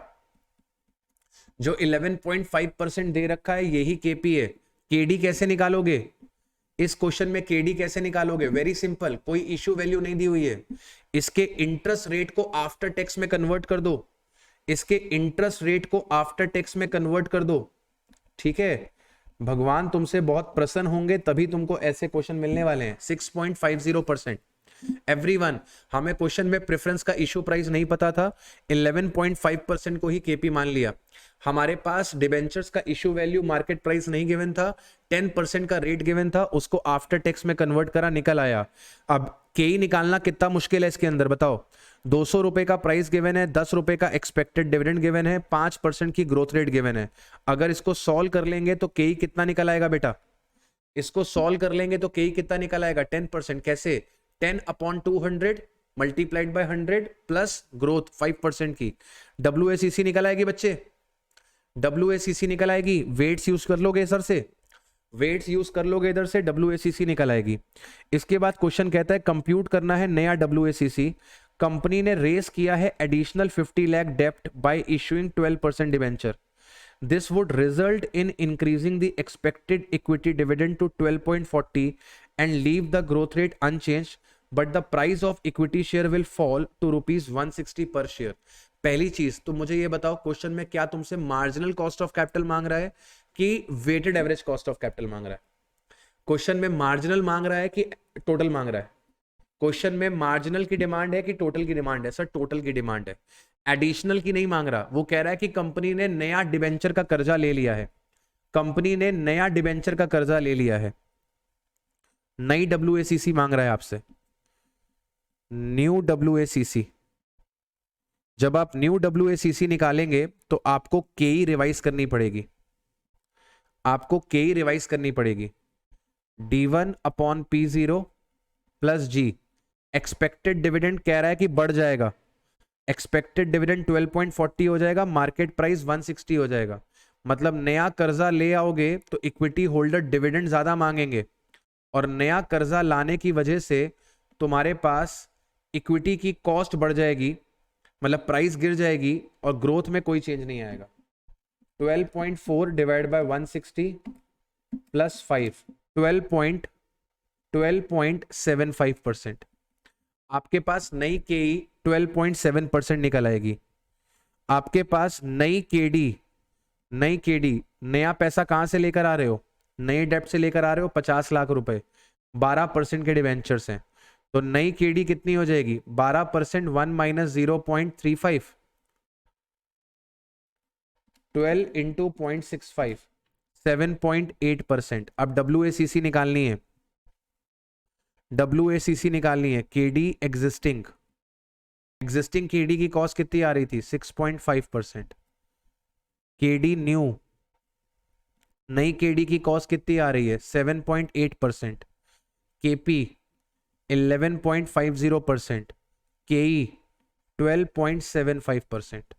कॉस्ट आपके पास निकल आई है, कॉस्ट आपके पास निकल आई है बेटा, ये आपके पास कॉस्ट आ गई है। अब आप पहले बुक वैल्यू रिकॉर्ड कर लो। पुराना डेप्ट कितने रुपए का था, पुराना डेप्ट कितने रुपए का था, 1 करोड़ रुपए का, 1 करोड़ रुपए का। नया डेप्ट कितने का लाए हो, नया डेप्ट कितने का लाए हो, 50 का। पुराना केई कितने का था, 60 लाख रुपीस का। पुराना केपी कितने रुपीस का था, 60 लाख रुपीस का। और केई कितने रुपए का था पहले, 2 करोड़ रुपए का। वेट्स निकल आएंगे अब,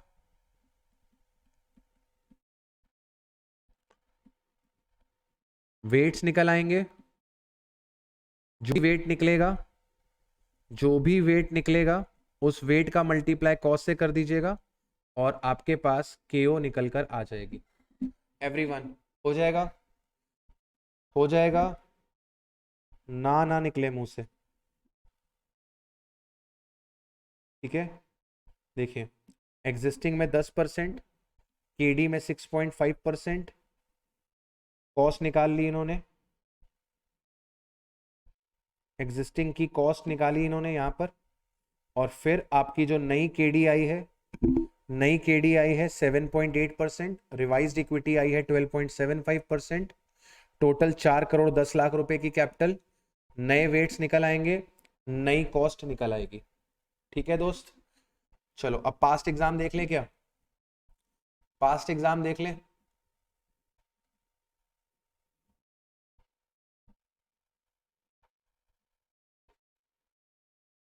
हाँ जी बच्चों, अब ये हमारे सामने जो क्वेश्चन आ रहा है, ये क्वेश्चन आपका जुलाई 2021 जो अभी रीसेंट पेपर हुआ उसका क्वेश्चन है, और सेम ऐसा क्वेश्चन हमने क्लास में भी किया हुआ है।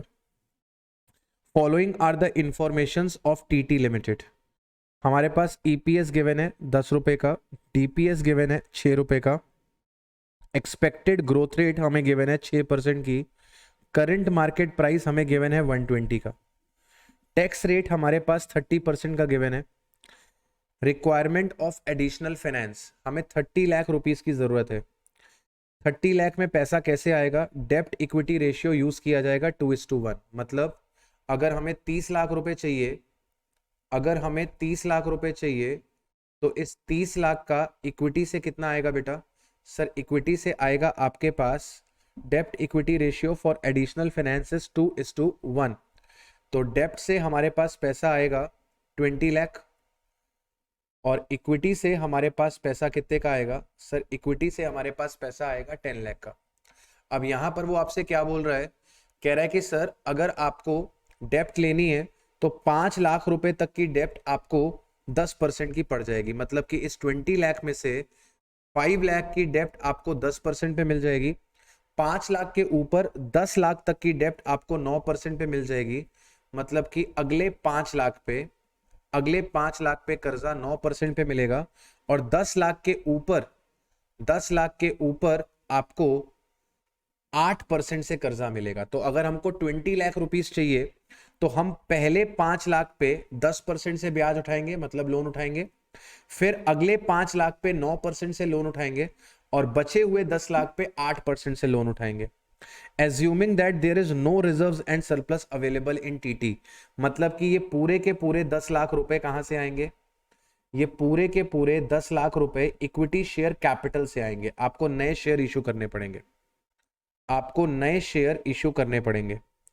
You are required to find the pattern of finance for additional requirement. तो पैटर्न तो हमने बता दिया, पैटर्न तो हमने बता दिया सर कि आपको 30 लाख रुपए चाहिए तो 20 लाख रुपए डेप्ट से उठाने पड़ेंगे और 10 लाख रुपए इक्विटी से उठाने पड़ेंगे, और डेप्ट से भी 10% वाली डेप्ट 5 लाख की मिलेगी, 9% वाली डेप्ट 5 लाख की मिलेगी, और 8% वाली डेप्ट 10 लाख की मिलेगी।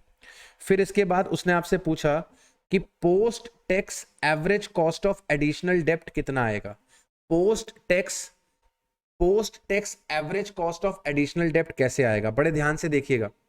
अगर आप 5 लाख पे 10% का ब्याज देंगे तो आप कितना ब्याज देंगे, 50,000। 5 लाख पे अगर आप 9% का इंटरेस्ट देंगे तो आप कितना इंटरेस्ट देंगे, 45,000। 10 लाख पे आप 8% का इंटरेस्ट देंगे तो आप कितना इंटरेस्ट देंगे, 80। तो टोटल इंटरेस्ट आप कितना देंगे, 50 प्लस 45 प्लस 80, टोटल इंटरेस्ट आप देंगे 175।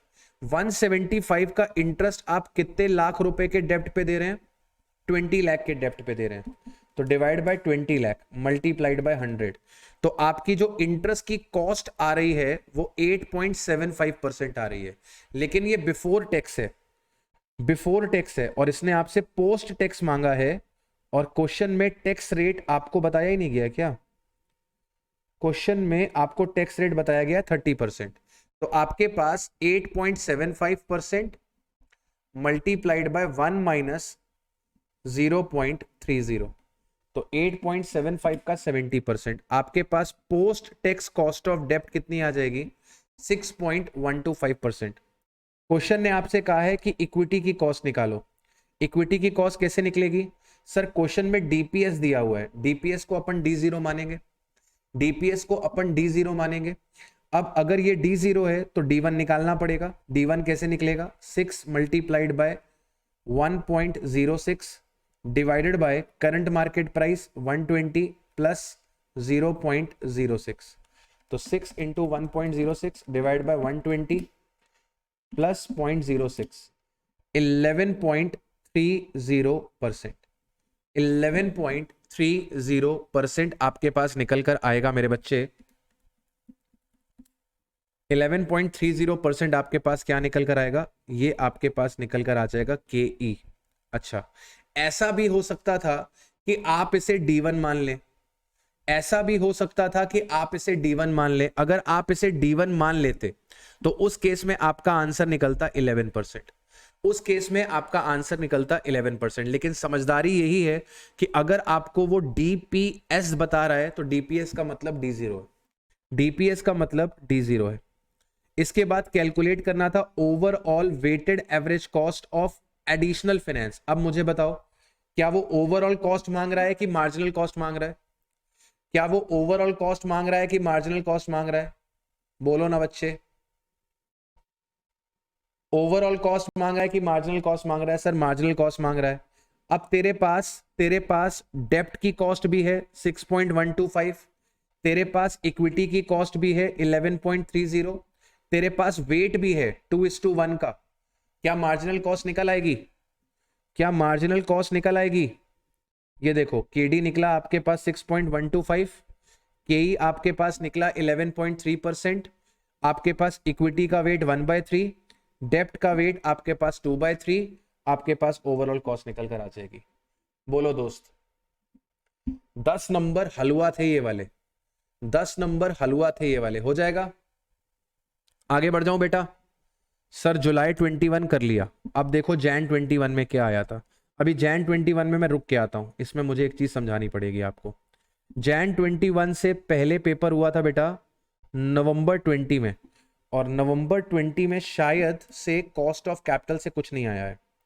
नवंबर 20 से कॉस्ट ऑफ कैपिटल से कुछ नहीं आया। ये return of income, sorry ratio का क्वेश्चन है ये आपका कैपिटल बजटिंग का क्वेश्चन है, ये आपका डिविडेंड का क्वेश्चन है, ये आपका ये पूछा गया है आपसे डिविडेंड कॉस्ट पूछी गई है कन्वर्टिबल डिवेंचर की यूजिंग अप्रोक्सीमेशन मेथड और IRR मेथड।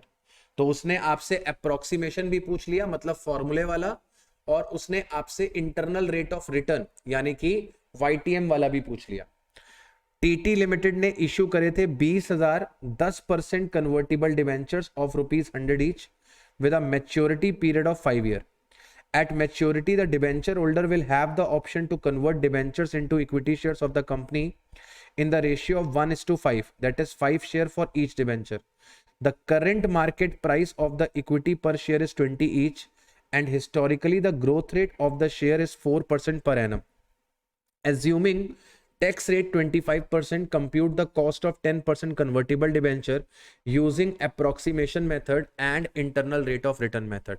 अब यहां पर एक बात बताओ, हमने ऐसा क्वेश्चन शायद क्लास में किया हुआ है। एक बात बताओ कि रिडीमेबल वैल्यू क्या बनेगी? रिडीमेबल वैल्यू क्या बनेगी? हम रिडम्पशन के वक्त क्या दे रहे हैं दोस्त? रिडम्पशन के वक्त हम क्या दे रहे हैं दोस्त? जल्दी बताओ। रिडम्पशन के वक्त हम शेयर्स दे रहे हैं। रिडम्पशन कब होगा? रिडम्पशन कब होगा? 5 साल के बाद। आपको इक्विटी का करंट प्राइस दिया हुआ है, आपको इक्विटी का करंट प्राइस दिया हुआ है, P0 दिया हुआ है 20। तो आप उनको इक्विटी आज देने वाले हो कि 5 साल बाद देने वाले हो? आप उनको इक्विटी आज देने वाले हो कि 5 साल बाद? सर 5 साल बाद देने वाले हैं। तो आपको 5 साल बाद का प्राइस पता करना पड़ेगा। तो आपको क्वेश्चन ने बताया कि भाई साहब हमारा शेयर जो है वो 4% से ग्रो करता है, हमारा शेयर जो है वो 4% से ग्रो करता है। तो अपन क्या करेंगे? रिडीमेबल वैल्यू होगी share price at year 5, share price at year 5। अब शेयर प्राइस एट ईयर 5 कैसे निकलेगी सर? आपके पास P0 अवेलेबल है, आपके पास ग्रोथ अवेलेबल है, 5 साल की ग्रोथ लगा दो और आपके पास क्या निकल कर आ जाएगा? आपके पास क्या निकल कर आ जाएगा? रिडीमेबल वैल्यू निकल कर आ जाएगी। आज शेयर का भाव 20 रुपए का है, आज शेयर का भाव 20 रुपए का है, एक शेयर का भाव, और ग्रोथ है आपके पास 0.04 की इंटू टू द पावर 5, तो 1.04 इंटू इक्वल्स टू 2 बार हो गया 3 4 5, 20 मल्टीप्लाइड बाय 1.2166, 24.33। एक बात बताओ, ये 24.33 एक शेयर का भाव है, ये एक शेयर का भाव है। हम तो डिबेंचर को, एक डिबेंचर के बदले कितने शेयर देने वाले हैं? हम एक डिबेंचर के बदले में कितने शेयर देने वाले हैं? 5। तो इसको 5 से मल्टीप्लाई भी करना मांगता, इसको 5 से मल्टीप्लाई भी करना मांगता, यानी कि आपकी रिडम्पशन वैल्यू कितनी हो गई? आपकी रिडम्पशन वैल्यू कितनी हो गई? 121.66। आपने इश्यू कितने पे किया था? आपने इश्यू किस पे किया है? क्वेश्चन में कुछ नहीं गिवन है तो पार पे इश्यू किया है। क्वेश्चन में कुछ नहीं गिवन है तो किस पे इश्यू किया है? पार पे। तो आपके पास Y0 में 100 रुपए आएंगे, Y0 में आपके पास 100 रुपए आएंगे। Y1 2 3 4 5 आपकी जेब से पैसा जाएगा 10% का, और टैक्स रेट 25% है, यानी कि 10 रुपए का इंटरेस्ट और 25% की सेविंग, 10 रुपए का इंटरेस्ट और 25% की सेविंग आपकी जेब से 7.5 7.5 7.5 और 7.5 जाएंगे, और 5th ईयर में आप 121.66 रुपीज उसको और पे करने वाले हैं। 121.66 रुपीज आप उसको और पे करने वाले हैं।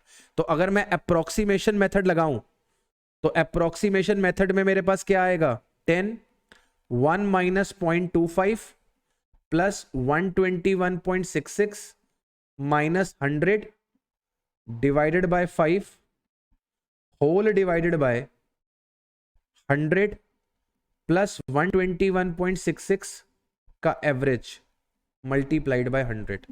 चेक कर लें, ABCD। देखो दोस्त, 5 साल के बाद की वैल्यू 121.66, 10 रुपए multiplied by 1 minus tax rate 121.66 divide by 5, average use कर लिया। इसको अगर आप सॉल्व कर लोगे आपके पास आंसर निकल कर आ जाएगा 10.676। 10.676। मैंने आपको क्या बोला कि आपका आंसर इसी के बीच में लाई करने वाला है। अब आप क्या कर सकते हो? 10.676 अप्रोक्सीमेशन आ गया, तो अब आप यहां पर क्या करो? अब आप यहां पर क्या करो? एक रेट 10% ले लो और एक रेट 12% ले लो, आपका आंसर 10 और 12 के बीच में आ जाएगा। सिमरन पावर 4 नहीं होगी बेटा, पावर 5 होगी। सिमरन पावर 4 नहीं होगी, पावर 5 होगी बच्चे, पावर 5 होगी। सिंपल सी बात है ना, 5th ईयर के एंड पे मैच्योरिटी होनी है, और आप आज ईयर 0 पे खड़ी हो, आज आप ईयर 0 पे खड़ी हो, तो आप पहले ईयर 1 का प्राइस निकालो, 2 का प्राइस निकालो, 3 का प्राइस निकालो, 4 का प्राइस निकालो, 5 का प्राइस निकालो। तो आपको ग्रोथ का इफेक्ट कितनी बार देना पड़ेगा? 5 बार। 1 2 3 4 5। ओके एवरीवन, एवरीवन अप्रोक्सीमेशन करने की जरूरत तो नहीं है ना मुझे? सॉरी, वो YTM करने की जरूरत तो नहीं है ना? अप्रोक्सीमेशन का मतलब फॉर्मूला और YTM का मतलब IRR। हो जाएगा ना? हो जाएगा ना? ध्यान से, IRR हमेशा शॉर्टकट लगाना, IRR हमेशा शॉर्टकट लगाना। ईयर 1 to 5 में आपके जो आउटफ्लोज हैं वो कांस्टेंट रहने वाले हैं। ठीक, चलिए इसको भी बंद करते हैं। अब ये कौन सा पेपर करने जा रहे हैं हम लोग? सर ये हम लोग पेपर करने जा रहे हैं अब नवंबर 2019, नवंबर 2019 का पेपर करने जा रहे हैं। क्वेश्चन नंबर 5 देखिए, ये बिल्कुल सिमिलर क्वेश्चन है जो अभी हमने क्वेश्चन किया जुलाई 2021 में, बिल्कुल वैसा ही क्वेश्चन लपेट के आ गया है। जरा ध्यान से देखेंगे। कंपनी को एडिशनल फाइनेंस रेज करना है 5 करोड़ का अगले साल। कंपनी के पास 1 करोड़ रुपए की रिटेन्ड अर्निंग पड़ी हुई है।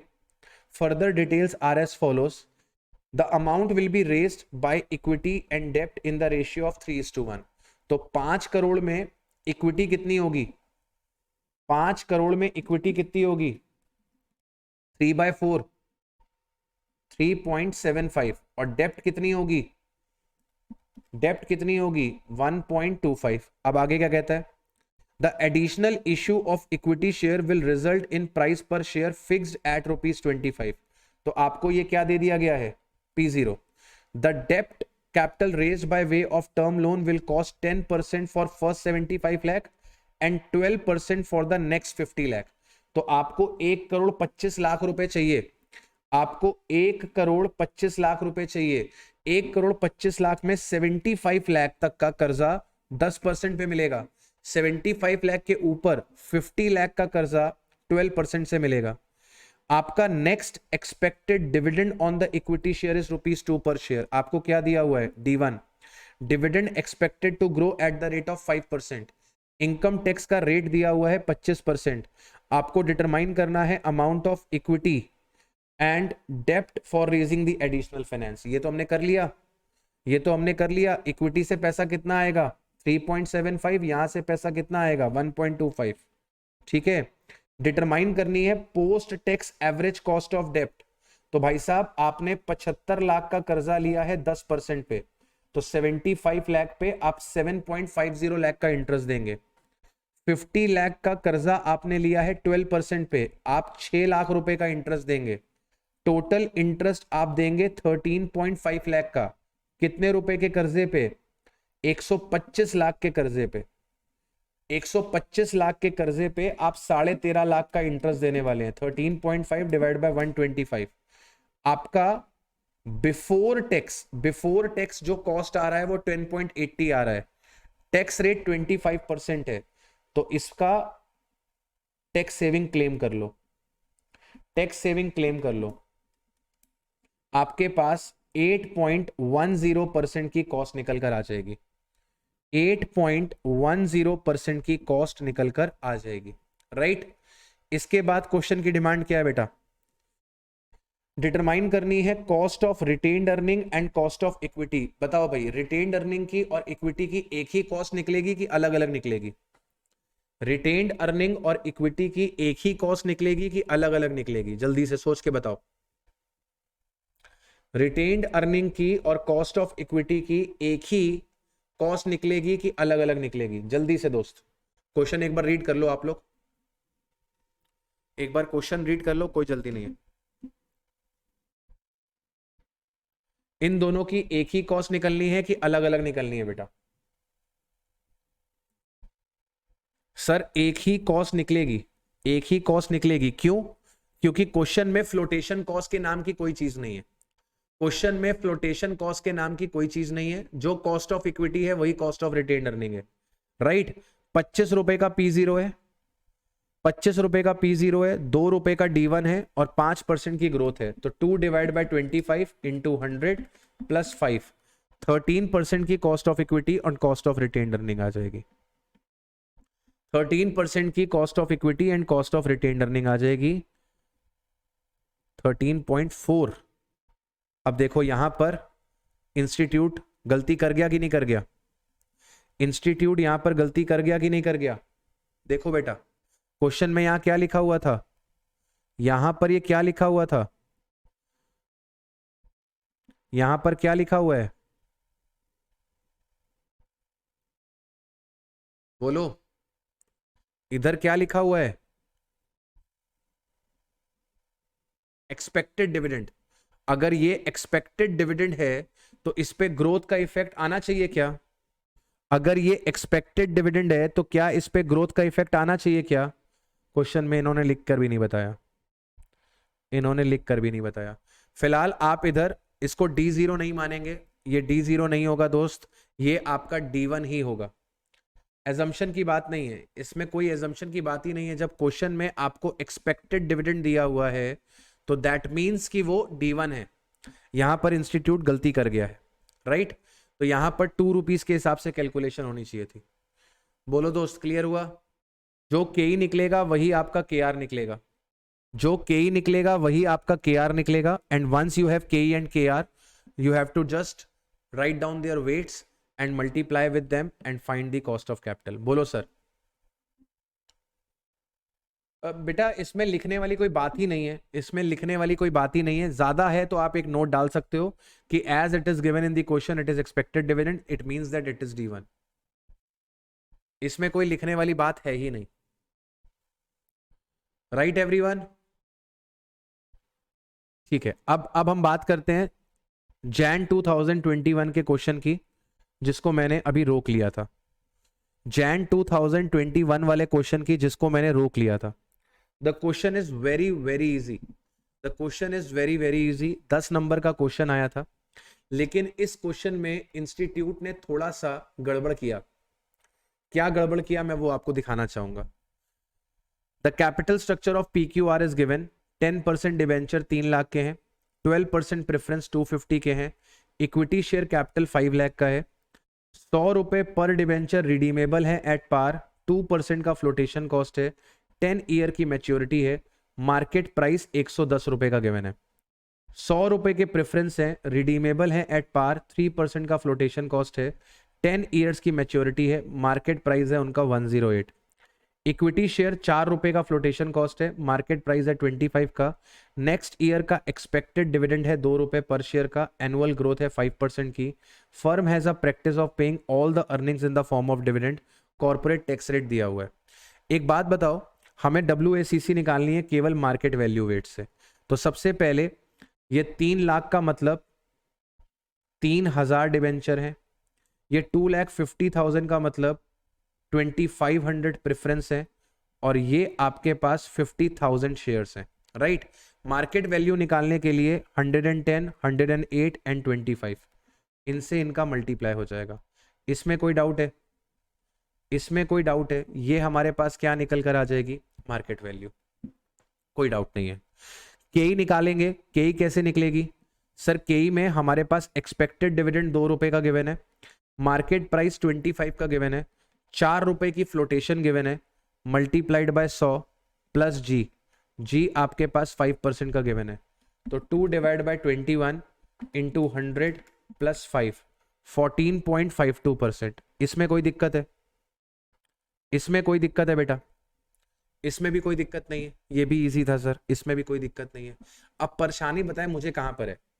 पर्सनली मुझे परेशानी कहां पर है? केडी अगर निकालेंगे तो केडी में आप एक बात बताओ, नेट प्रोसीड्स क्या ली जाएंगी? केडी में नेट प्रोसीड्स क्या ली जाएंगी? हमने क्या पढ़ा है? 110 माइनस 2% ऑफ 110। अभी हमने क्वेश्चन किया था ना, एक सेम ऐसा ही क्वेश्चन किया था ना। 105 रुपए प्राइस दिया हुआ था डिवेंचर का, 110 रुपए प्रेफरेंस का और 24 रुपीज इक्विटी का। डिट्टो अभी ऐसा क्वेश्चन किया था YTM से, डिट्टो ऐसा क्वेश्चन किया था YTM से। कौन से ईयर का था वो? कौन से ईयर का था वो? कुछ याद है? RTP में कौन से ईयर का था? आई थिंक May 21 का था।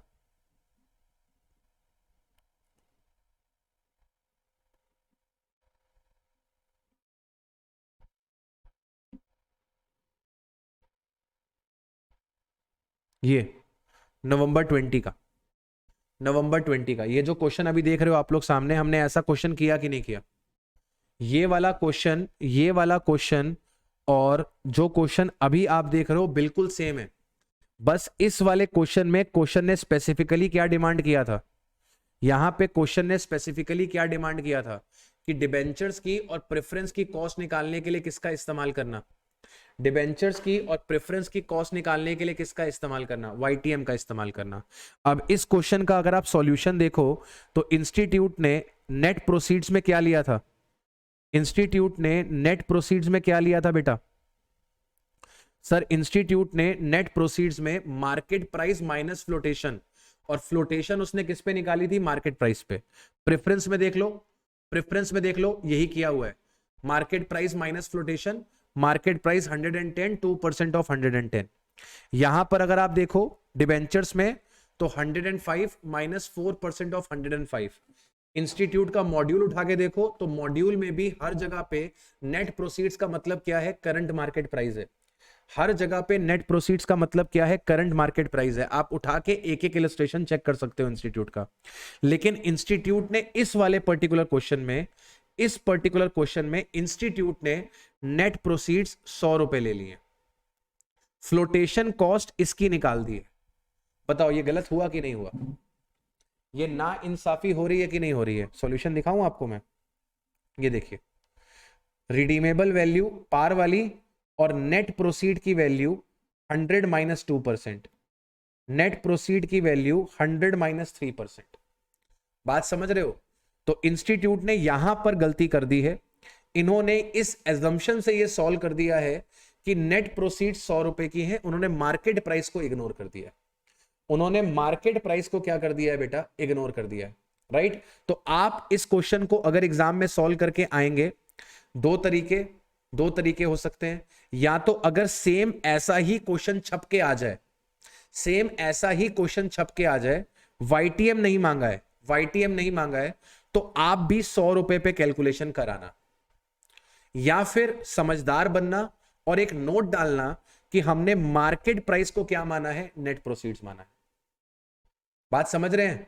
अब यहां पर इंस्टीट्यूट ने क्यों किया है उसका मेरे पास कोई रीजन नहीं है, कोई लॉजिक नहीं है उसका, होता तो मैं आपको दे देता। बात समझ में आ रहा है कि सर 110 ना लेके 100 रुपए ले लिया, इसका क्या लॉजिक है? कोई लॉजिक नहीं है। जैसे अभी वाला क्वेश्चन किया, उसमें एक्सपेक्टेड डिविडेंड दिया हुआ था 2 रुपए, उस 2 को वो D0 मान के 2.1 ले रहा है D1 में, तो वहां पे भी कोई लॉजिक नहीं है, वो मिस्टेक है। तो सेम उसी तरीके से ये 100 रुपए यहां पर लेना भी एक मिस्टेक है, क्योंकि नेट प्रोसीड्स का मतलब क्या है? Current market price. बोलिए बेटा, समझ में आ रही है मेरी बात? समझ में आ रही है मेरी बात? मैं कहना क्या चाह रहा हूं? Everyone, is it fine? Is it fine? चलिए अब एक बारी आप लोग भी क्वेश्चंस को गो थ्रू करिएगा। हम लोगों ने 8 क्वेश्चंस लगाए हैं, 4 पास्ट एग्जाम्स के और 4 आरटीपी के, और लगभग आपने देखा होगा कि जितने भी क्वेश्चन हमने क्लास में करे हैं वो सब एक तरीके से कवर हो गए हैं। मेजरली कॉस्ट ऑफ कैपिटल में जो क्वेश्चन आएगा वो WACC का आएगा। इंडिविजुअल कॉस्ट का क्वेश्चन निकाल के आने के चांसेस बहुत कम है। मतलब आपने 8 चीजें देखी तो 8 में आपको एक क्वेश्चन दिखाई दिया जिसमें उसने डिबेंचर का पूछा, और वो वाला क्वेश्चन भी थोड़ा अलग था, फ्लैट क्वेश्चन नहीं था वो। तो मेजरली आपको इस चैप्टर में जो फोकस करना है वो किस पे फोकस करना है? WACC पे, मार्जिनल कॉस्ट ऑफ कैपिटल पे। Is it fine to everyone? Is it fine to everyone? चलिए आज के लिए मैं इतना ही रख रहा हूं। टारगेट तो मेरा लिवरेज भी निपटाने का था, लेकिन क्योंकि आज पहला दिन है रिवीजन का, आप लोग के लिए भी भारी ना हो जाए, तो just take it 1 chapter a day. कल हम 2 छोटे टॉपिक उठा लेंगे। लिवरेज छोटा सा टॉपिक है, बहुत ही जल्दी वाइंड अप हो जाएगा, और अगला टॉपिक हम लोग उठा लेंगे कैपिटल स्ट्रक्चर, ये भी छोटा सा टॉपिक है, जल्दी वाइंड अप हो जाएगा। तो ये 2 टॉपिक्स हम लोग को अब कल के लिए लेके चलने हैं। कल ये 2 टॉपिक्स आप लोग के वाइंड अप हो जाएंगे। Is it fine to everyone? I hope you have enjoyed the session. I hope you have enjoyed the session. आपका चैप्टर रिवाइज हुआ है। कल भी इसी एनर्जी के साथ आप लोग मुझे मिलेंगे, और कल भी हम लोग आगे टेकअप करेंगे। अगर इसी तरीके से चलेंगे तो विद इन अ वीक हम लोग आराम से FM का रिवीजन जो है वो ओवर कर लेंगे। विद इन अ वीक हम लोग FM का रिवीजन ओवर कर लेंगे। After that we will going to start with economics. Economics में पहले जो 15 नंबर के आपके प्रैक्टिकल हैं उनका मैं एक वीडियो बनाऊंगा, मतलब आपके साथ रिवीजन करूंगा, 2-2.5 घंटा लगेगा, सारा निपट जाएगा। उसके बाद we will do chapter wise marathons. Okay everyone, चलो bye to everyone, good night, have a nice day.